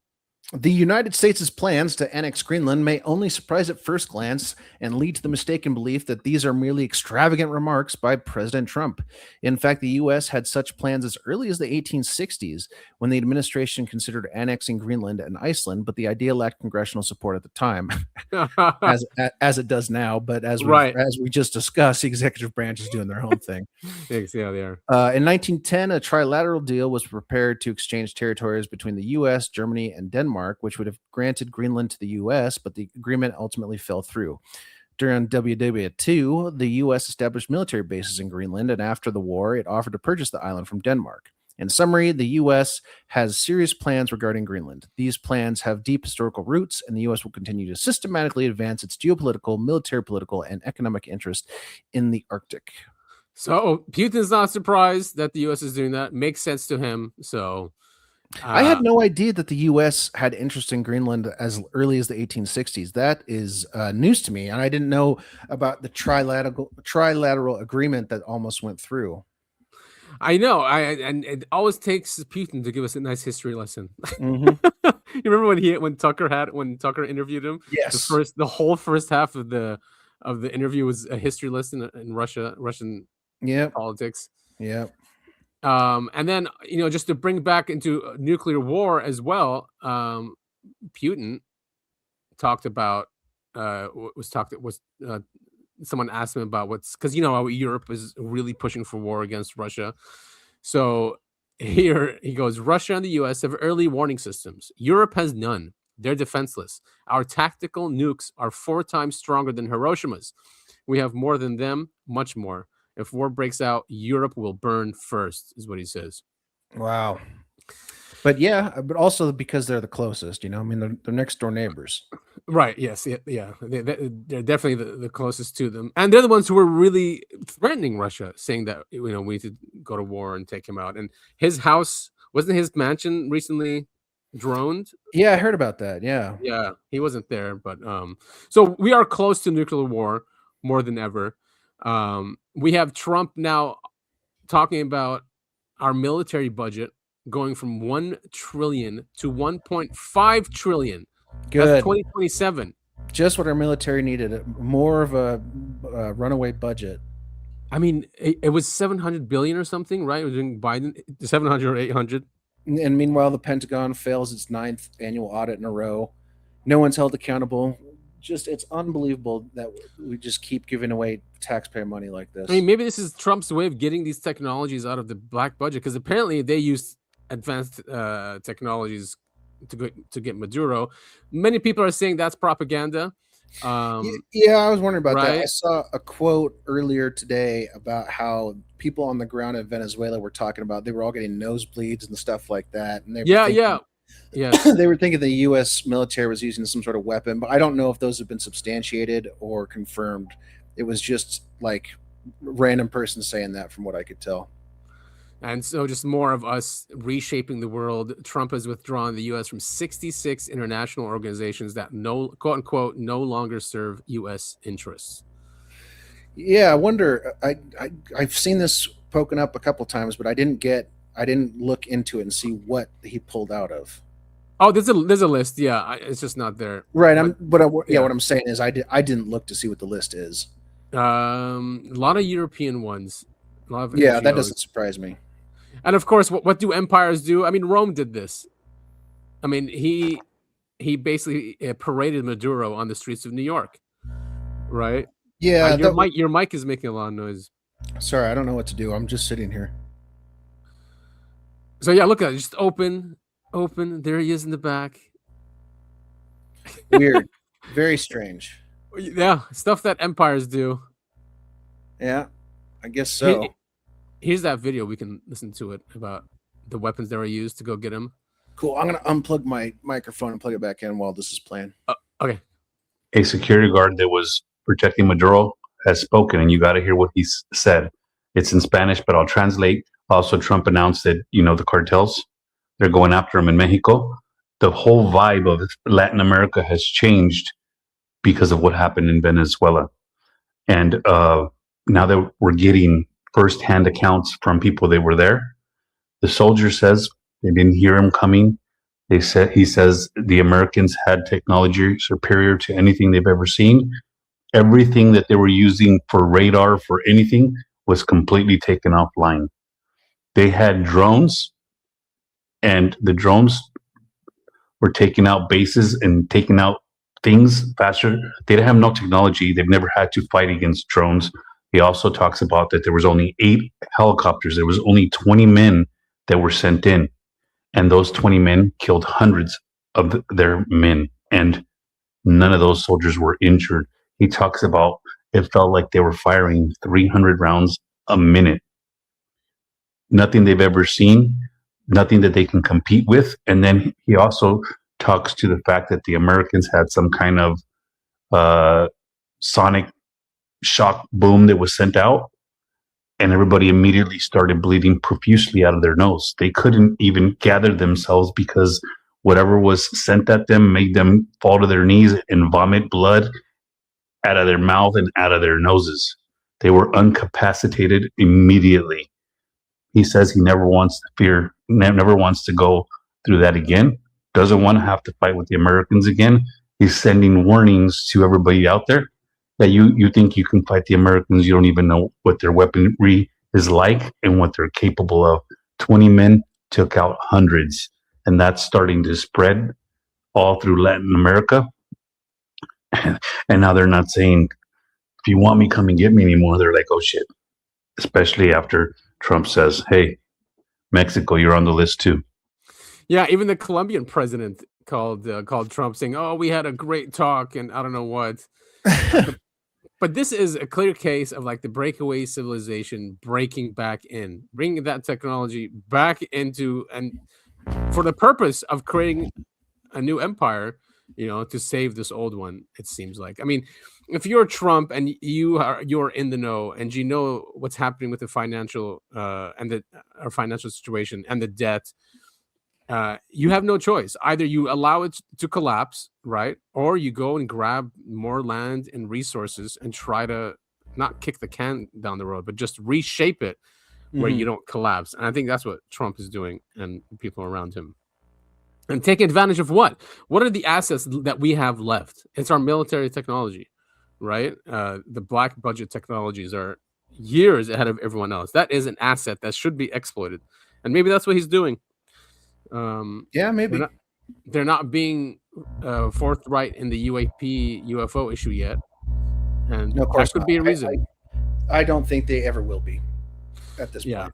And why would you, right? If it keeps you so ahead of the world, and you can do operations like this and surprise people, and where they don't know what the hell you're using, why not? I mean, when it comes to national security, from that lens, why would you tell people? Sure. But if your goal is to free humanity and have abundance for everyone, which is not the lens that they look through our government, Exactly. then we're not. Yeah. But if they do look through it that way, there would be transparency. Now, John Titor said that he said that he didn't know much more than we did. So if he really is a time traveler, even after a nuclear war, this secret didn't come out. Wouldn't surprise me. Right. Yeah, me either. So, and maybe this is why they think it's propaganda, because Levitt, the press secretary, she shared this with everyone. She said, "Stop what you're doing now and read this," and it's basically about what we just heard about our technology, which would scare a lot of people, right? Yeah, if we can just come in and capture a sitting president of a country. No kidding. Yeah, and do what we want with him. What else? Oh yeah, I mean, he's even telling the military contractors that they're not allowed to make more than $5 million. They can't do stock buybacks. They have to invest every penny into creating factories and new technologies here in the U.S. Only then can they have bonuses and higher salaries. Yeah, I mean, this should have Already. happened. This kind of thing should have happened in 2008. Exactly. It was so late. Late. But yeah, I mean, this is good. We'll see if it actually comes to fruition. I think people who are Trump's friends will find loopholes and get away with doing what they've been doing forever. Right. Because I'm a cynic and I've grown up watching these companies, defense contractors, our military, just completely pillage and ravage the people's trust and money. Right. And but he's also, so he's acting like a emperor, but he's also worried about the midterms, because all of a sudden now he's doing things for the people, right? Did you see that he's blocking Blackstone and other corporations from buying homes, single family again, homes? it's like way too late for that. It is, dude. It is. Like, they already bought up 25% of them, if not more. They probably bought up what they could by now. Yeah, I mean, and does he say anything in there, or maybe he did already? Maybe I'm just forgetting, but should have blocked, the Chinese corporations and government from buying property in the United States. Oh yeah, he did say foreigners. I said, I think he mentioned foreigners in there. Yeah. Again, way too late, but man, whatever. Yeah, it does seem like he's working on the midterms right now. And Maha also flipped the pyramid, the food pyramid, putting meats instead of grain at the top. Once again, I highly recommend people look into the original food pyramid and why it's shaped the way it is. But basically, Kellogg. Give us a hint. Kellogg, the founder of the cereal company, put grains on the bottom to sell more cereal, and that's not a joke. And he also, that same guy, refused to put any sweeteners in the original cereal because he believed he could get kids to stop masturbating. It sounds like I'm making a joke. I am 100% not making a joke here. Go look it up if you guys don't believe me. Yeah, and of course, corporations are the ones that really lobbied the government to for that pyramid, and putting a lot of emphasis on sugars and carbs. And now look at people. Yeah.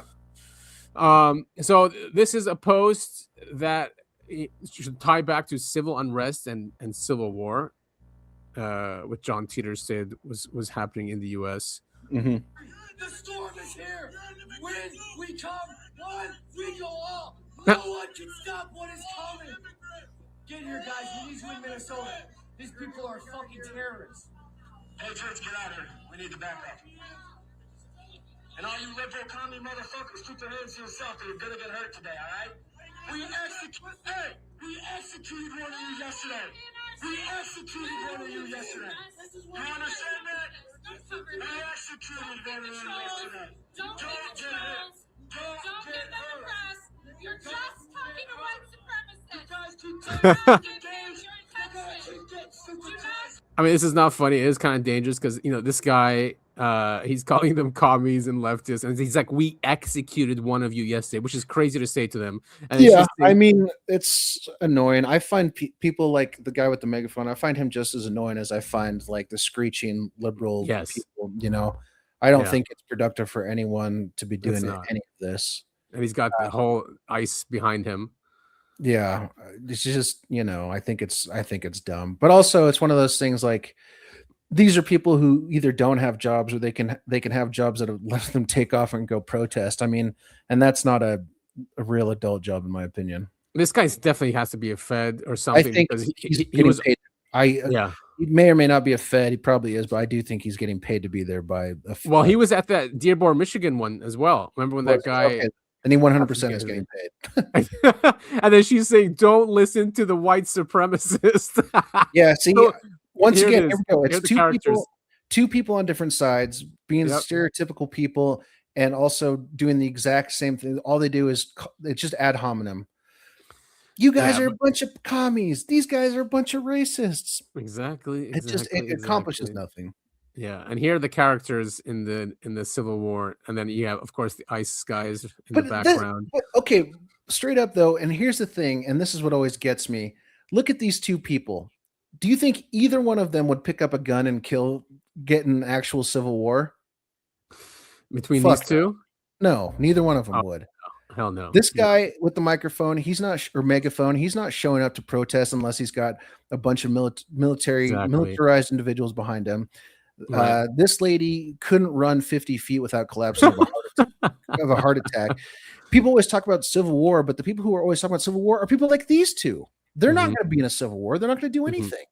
No, and it probably won't affect them. But it is fucked up what ICE did. I did see that video. Apparently she ran over one of them before or something. But still, I mean, shooting someone in the face three times, is uncalled for. I don't even want to get into it. I'll just say this.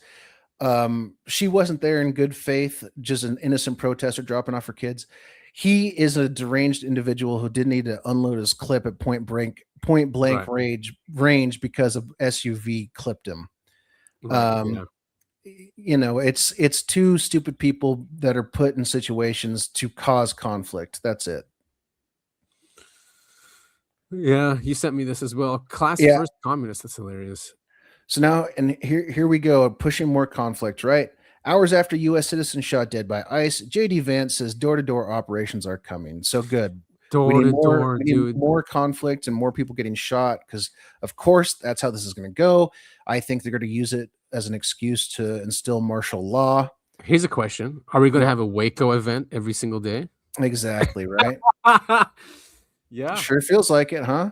It does. But this whole door-to-door thing scares me. Every time someone gets hurt at one of these rallies, it bolsters the people in charge. In this case, it's the Republicans and Trump.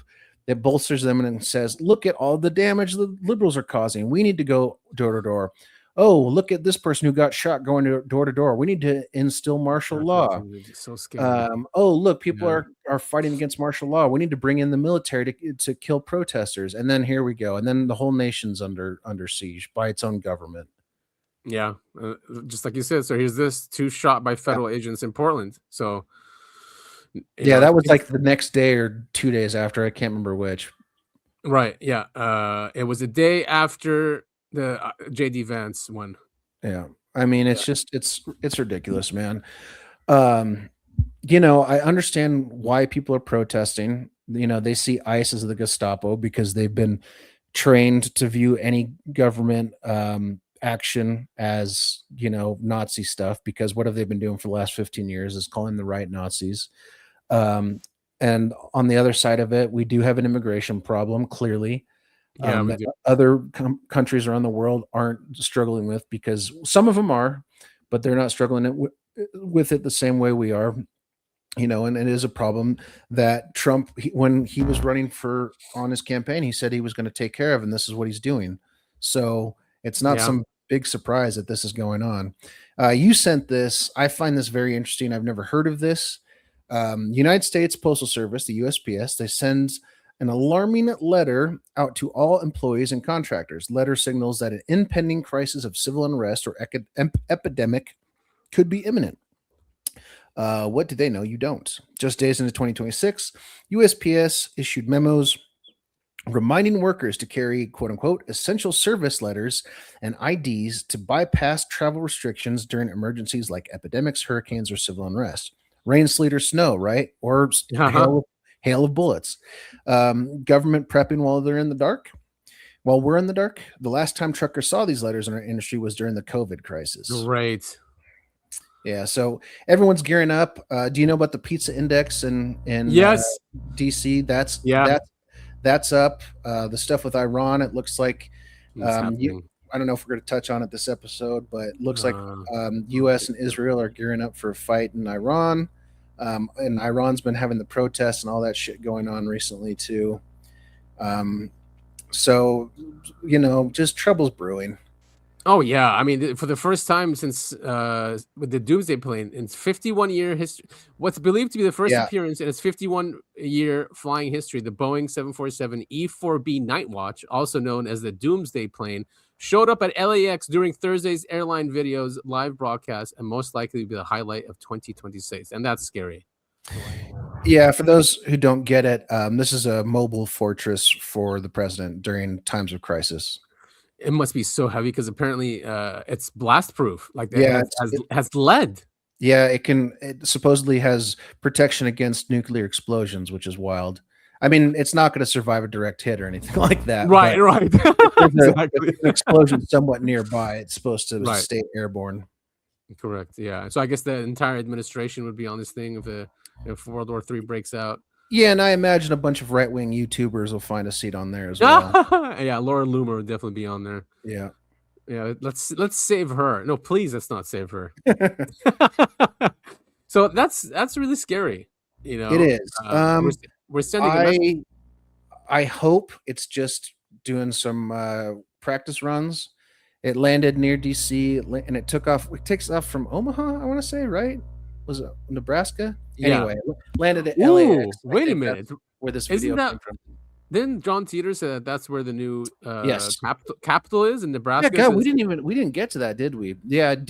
According to John Titor, DC gets bombed. A bunch of East Coast cities get bombed, and they move the capital of the U.S. to Omaha, Nebraska. Right. Because it's smack in the middle of the U.S., so it's harder to get to. Which I think, if I remember correctly, when they first were created in the United States, didn't they want to move the capitals to the middle of the country, or am I misremembering something? That would make sense, So I would think so. I think DC is on the border between the North and South, and that's why they chose DC, right? DC was interesting. I think you're right, but also when they built the capital there, it was just a swamp, and they built a swamp. They kind of built it out in the middle of nowhere. I think that was part of it as well. It was kind of in the middle of nowhere, and so it would be difficult for a ground army to get to it, because that's of course when that was established, that's what we had to deal with. There were obviously no planes flying around. That is funny that it was a swamp, and then we're dealing with the swamp. Yeah, right. Dealing with swamp creatures, and people they are swamp creatures. Look at shit. The guy we pulled up last. Never mind. Forget it. Mitchell. Never mind. Mitchell. Wait. Mitch Connors. Mitch O'Connell. Yeah. And of course, people are World War III is on people's minds, and they're asking. There are two sides: one, Russia, China, Iran, Yemen, North Korea; two, NATO, United States, Israel, and UK. Which side will you stand? So, Titor said that Russia will bomb China.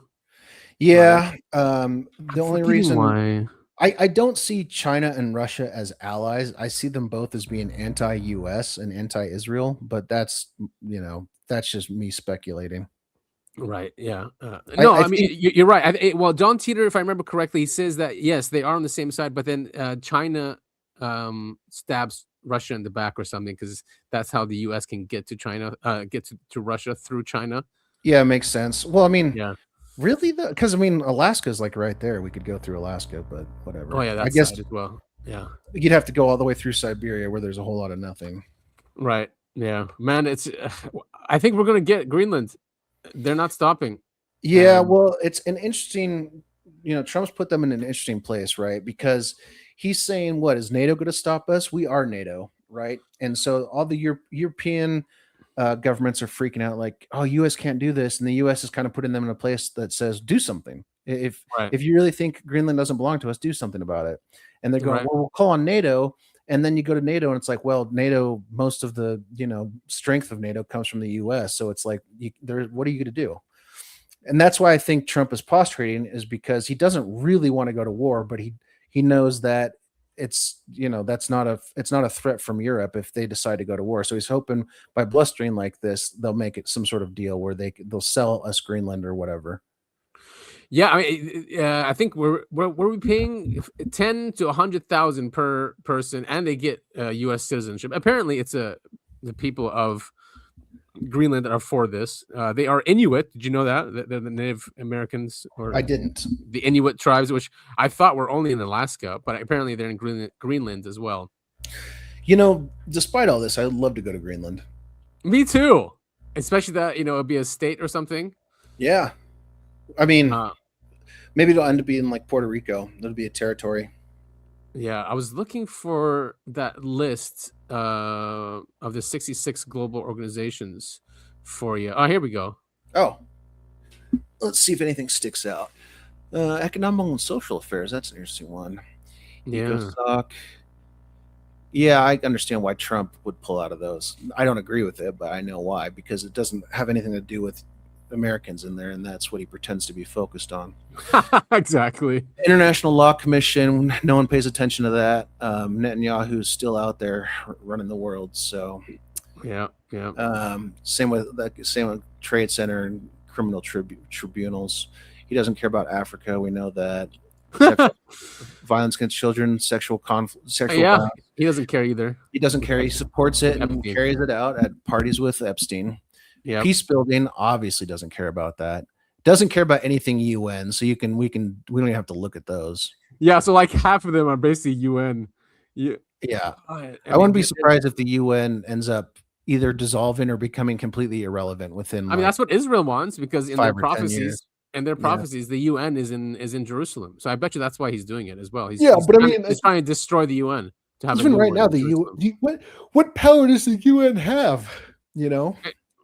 Nothing anymore. We used to go. Remember the Iraq War, the original one? Bush went to the UN and made a case for the war. We don't give a shit anymore. The UN is corrupt as hell now. I mean, you look at the committees that they put together and who ends up on those committees. It's ridiculous. Yeah, and then 35 non-UN organizations as well. Carbon-free energy compact. Yeah. Doesn't care about that. Education clearly doesn't care about that. All this stuff that you see on here is stuff that the U.S. its primary focus should be on the U.S. right? Absolutely, but dude. they don't do any of this. That's what's so frustrating about it.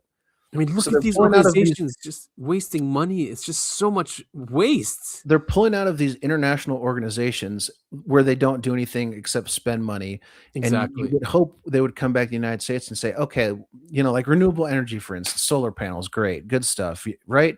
Let's pour that money into our own, U.S. companies that specialize in solar power, whatever it is. Let's figure out how to make this more available, more affordable, but they're not going to do that. They're just going to let us continue living off of oil and poisoning ourselves with microplastics. Sorry, I guess I'm really cynical today. No, not at all. I did you also see the news of that Lindsey Graham now is wants to accelerate ending funding to Israel? Lindsey Graham. Yeah, but I also saw an article that says that Israel is now posturing that they want to be completely independent. Exactly. That's what he used. Yeah. So it is. I mean, that would be a huge difference. But that means they can do what they want, and we can't tell them what to do. I think that's right. Get out of it. Right? The article I was saying was like, for instance, Israel was going to sell a bunch of weapons to China, and Biden's administration came in and said, "Hey, no way, Jose, you can't do that." If they do become independent from the United States, then they don't have anyone that says, "No, you can't do that," so they can sell to whoever. Things like that. Yeah, exactly. So we don't. Yeah. But they're also looking for a 20-year deal. I don't think they're going to get that anymore if they lost Lindsey Graham. But basically, Lindsey Graham saying, well, if Trump wants to up the budget from $1 trillion to 1.5 trillion, we have to save where we can. And since Israel wants to leave us or something in 10 years, I'm going to accelerate that. It's just crazy to think that Lindsey Graham would even utter those words. But Yeah, it's wild. It's some strange times.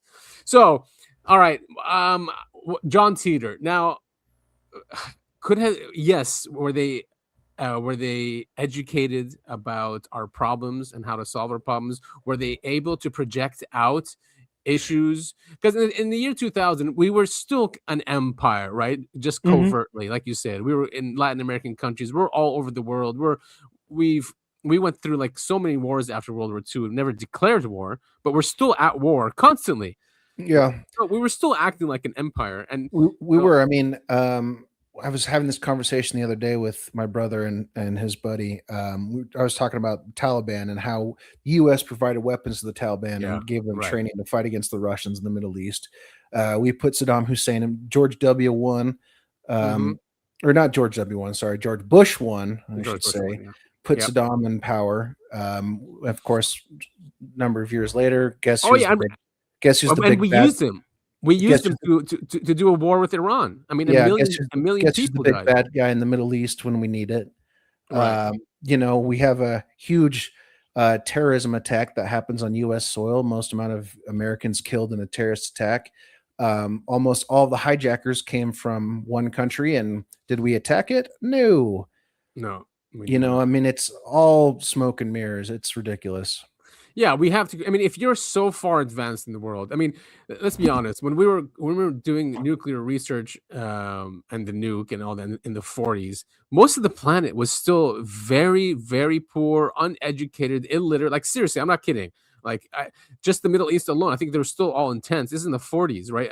Roosevelt went in the 50s. I forgot when we found oil there, but the construction and the modernization of that region didn't happen until post World War II.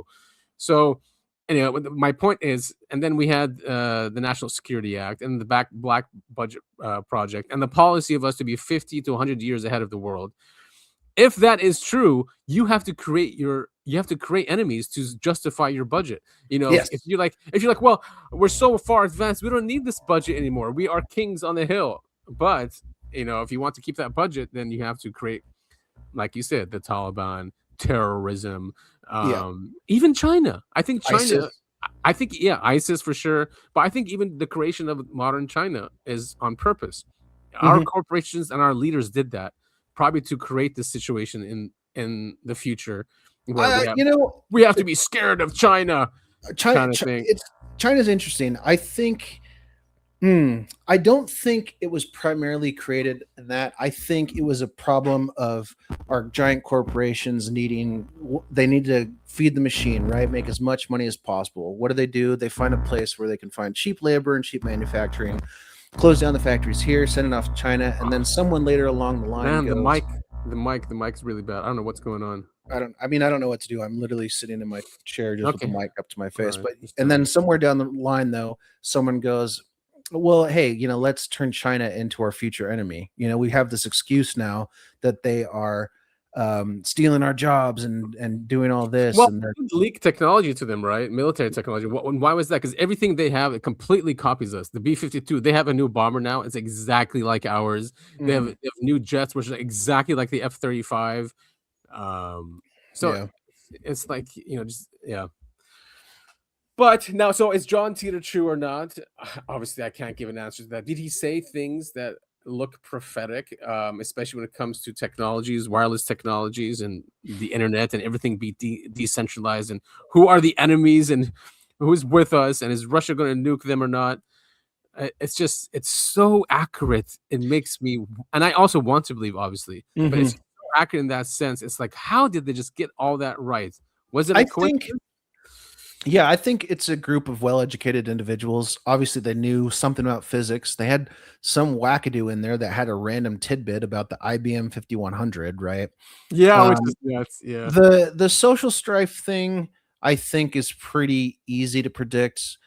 American Civil War, like I said, people have been talking about that for decades at this point. People have always, oh, those goddamn hippies, those goddamn fascists and all this stuff. I mean, that kind of talk, it may sound new to some people who are young and listening, but that's been going around for a very long time. It's the same with city folk versus country folk. I mean, that's been going on since, God, the 1800s. Oh, this city slicker's from New York. You know, that kind of thing. Yeah. So I think the social stuff is a easy prediction. And like I pointed out earlier in the episode, they set this up, the character of Titor, in a great way by saying, oh, it's a multiversal thing. I'm on a different timeline where if things don't come true, it happened on a different timeline. I mean, that's It's a get out of jail free card. Yeah, I mean, do you want to dive on theories about time travel just really briefly, like your beliefs or not beliefs of it? I mean, I was before John Titor and these theories. It never made sense to me because of the grandfather paradox and these things. But the whole when he came out, and it just made a lot more sense to me, and then I could justify it in my mind. So I do like the parallel universes, multi-world theory, that if you are able to go back in some way, that it's not, and you do go and kill your grandfather, that's not you who's doing it. You know, that's you in another timeline, and you affected that timeline, not yours. So that's the only way I can see it happening. Many people think that it is linear, and that we do have people coming back from the future, trying to make certain changes just to affect their timeline in the future. I think we're talking with Sid. We're talking about retrocausality and these other theories about time travel. Oh yeah, remember it was the timeline war. That documentary, that was a really good documentary. That it goes through these different theories as well. Who are these factions that are fighting in the future that are coming back here affecting us? So, yeah, I like. Yeah, I just don't. I mean, I don't know. I think. How do I put this? If life is a simulation, or our universe is a simulation, I think going back in time would essentially be a cheat code, right? And I think the rules that we have in place wouldn't allow that to occur. I think if you went back in time, you either if it's a single timeline, right? If you went back in time now, that means everything you do doesn't matter because nothing has changed, right? Everything you do once you go back in time hasn't changed because it's a single timeline. It can't be changed, right? Right.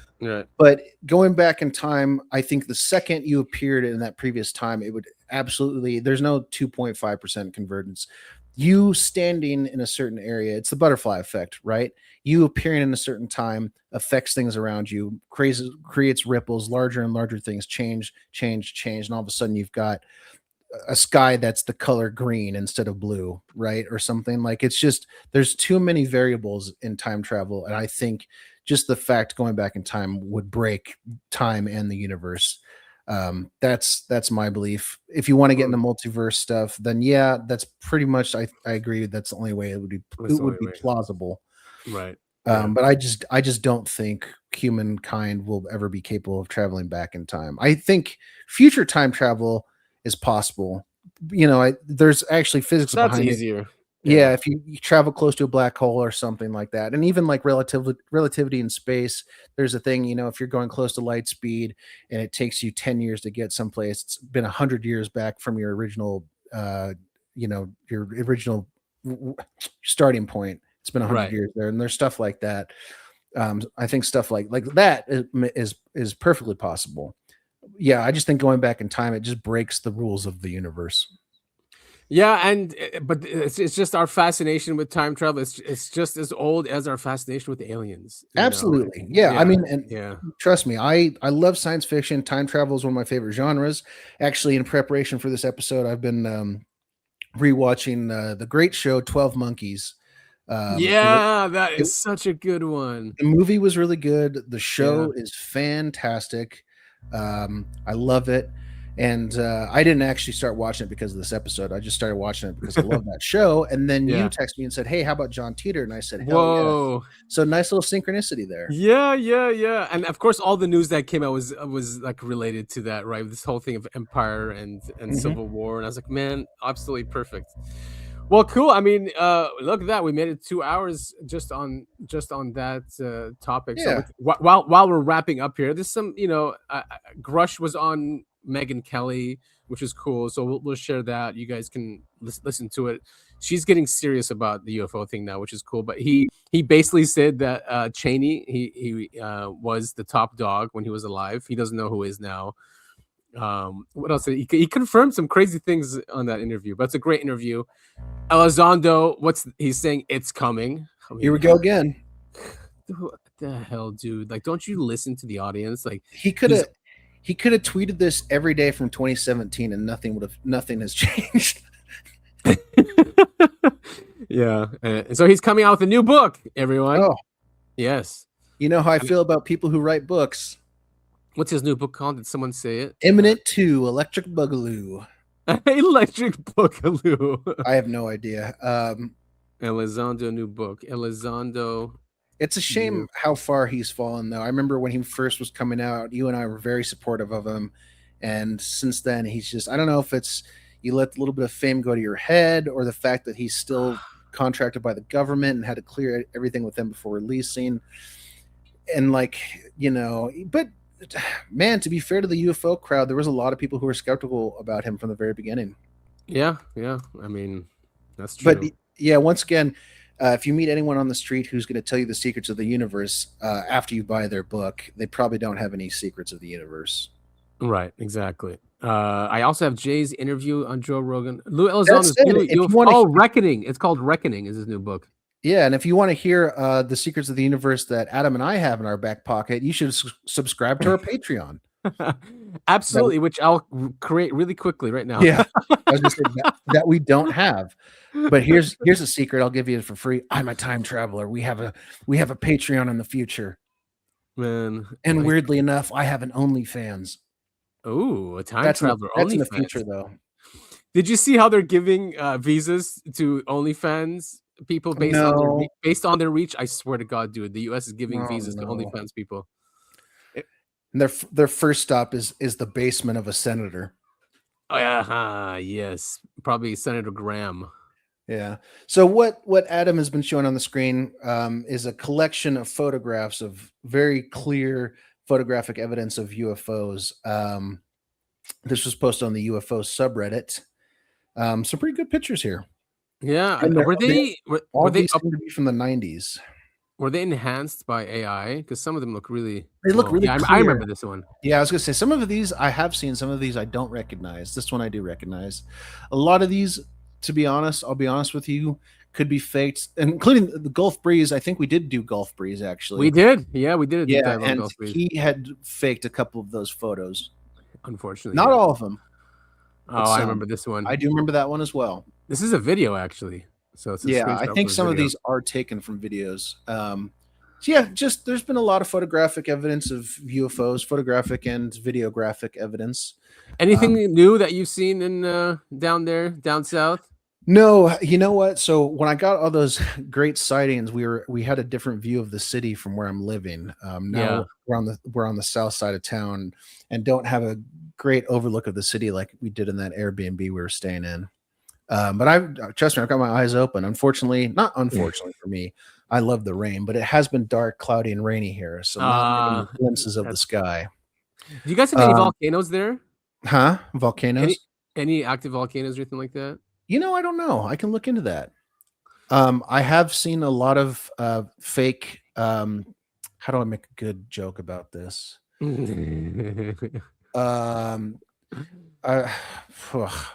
know what? Never mind. Moment's gone. What the hell is this?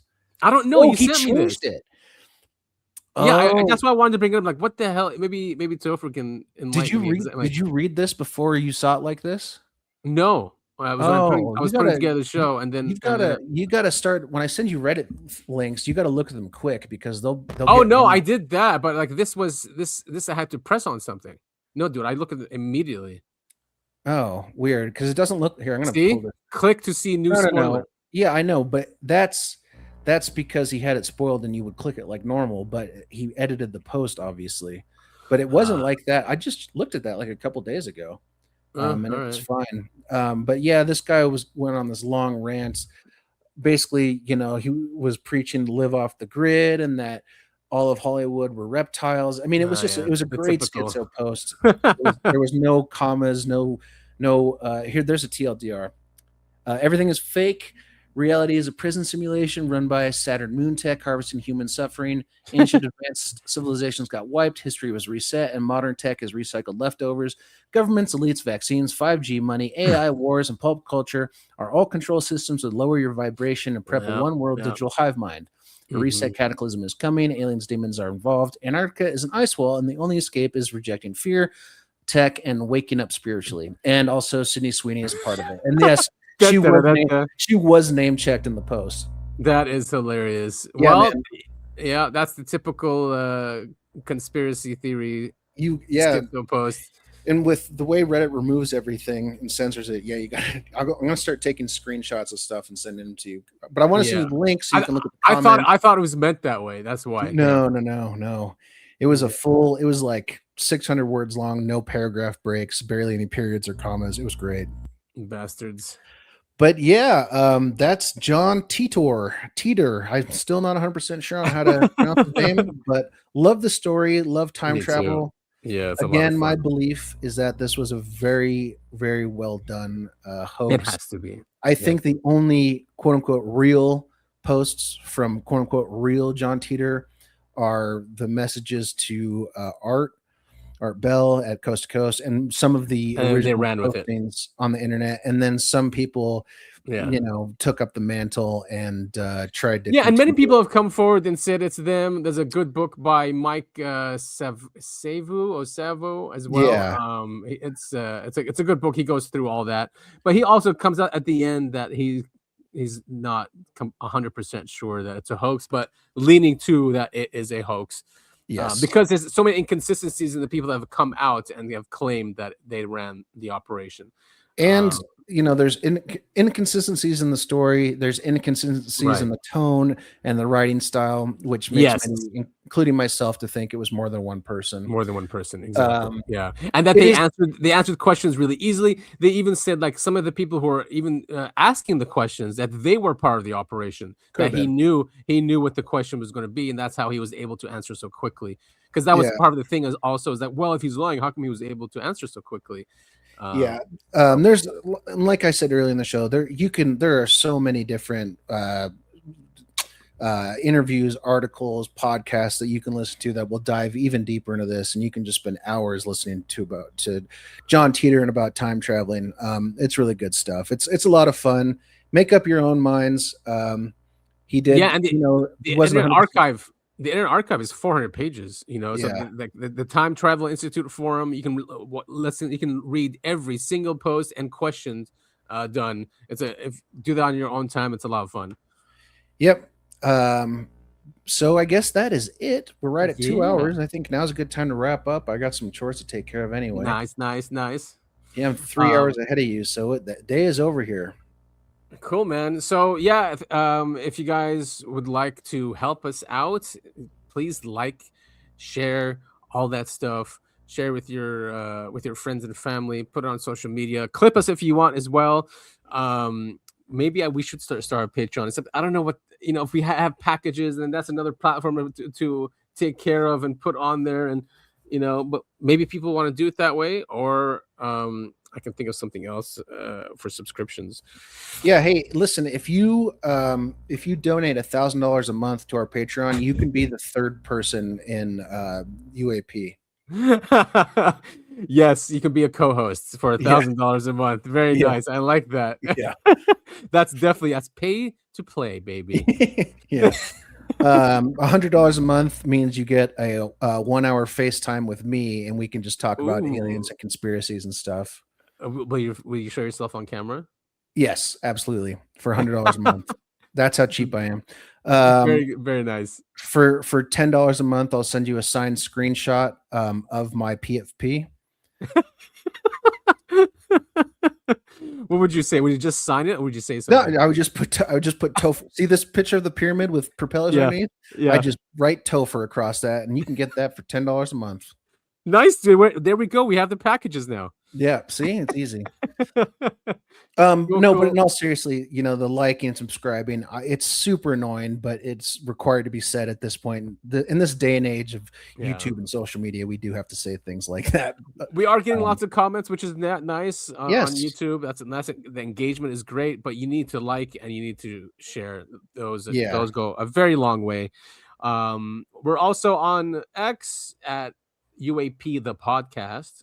Topher is at Topher at all, and I'm there at Breakaway Civil. Follow us, engage with us, and I think that's about it. Write in, give us your feedback. We have our email. You can go find our email through our YouTube, but it's Uncovering Anomalies podcast at gmail.com. I have a reverse Patreon idea. If you print out a slideshow of this entire show and film yourself reading it to other people and have them sign a document, I'll send you $100. Whoa! All right. That's an oral contract right there. Yeah, that definitely can be enforced and not considered satire for sure. Absolutely, yes, absolutely. But I would, I would really like it if someone did a slideshow of our pod. They just did the podcast on their own with just like Dude, that'd art be so images. hilarious. I'd be like, what is wrong with that person? Get Hey, some I help, would be a man. huge fan. Yeah, no, I'm kidding. We love All our right. fans. Well, thank you all so much for listening. We will see you all next week. Or wait. Oh, yes. We're going on another podcast next week. Oh, yes, we are. We're going back on Bitcoin Live, baby. I don't think it's back on. I don't think we've ever been on Bitcoin Live, have we? No, we have. We've done their UAP show. I don't think we've done their Bitcoin Oh show. yeah, but I know, but it's still part of Bitcoin Live. I mean, it's Bitcoin Live, and they call it the Big Picture or something like that. But it's still on Bitcoin Live. Okay. Well, Well, yeah. I'm really excited to go on to there. I hope we can talk about Bitcoin so I can offer my expertise of absolute zero knowledge about Bitcoin. Yeah, it should be a fun time. It'll be the four of us, Topher and I, over with Sid and Nick. Yeah, Yep. always a good time with those guys. Absolutely. Okay, great. That's all I wanted to say. We'll see you all next week. All right, next week. Shadow in the dark, light against the stars, a podcast from afar. It's Adam and Topher, we come in peace. Our hunt for the truth will never cease.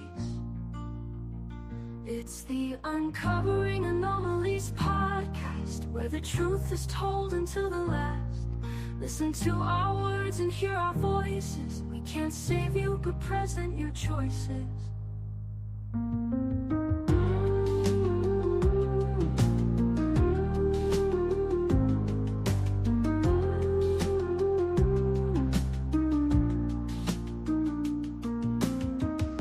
A message in the static, a shadow in the dark, a light against the stars, a podcast from afar. It's Adam and Topher, we come in peace. Our hunt for the truth will never cease. It's the Uncovering Anomalies podcast, where the truth is told until the last. Listen to our words and hear our voices. We can't save you, but present your choices. We can't save you, but present your choices. We can't save your choices. We can't save you, present your choices. Present your choices. We can't save you, present your choices. We can't save you, but present your choices.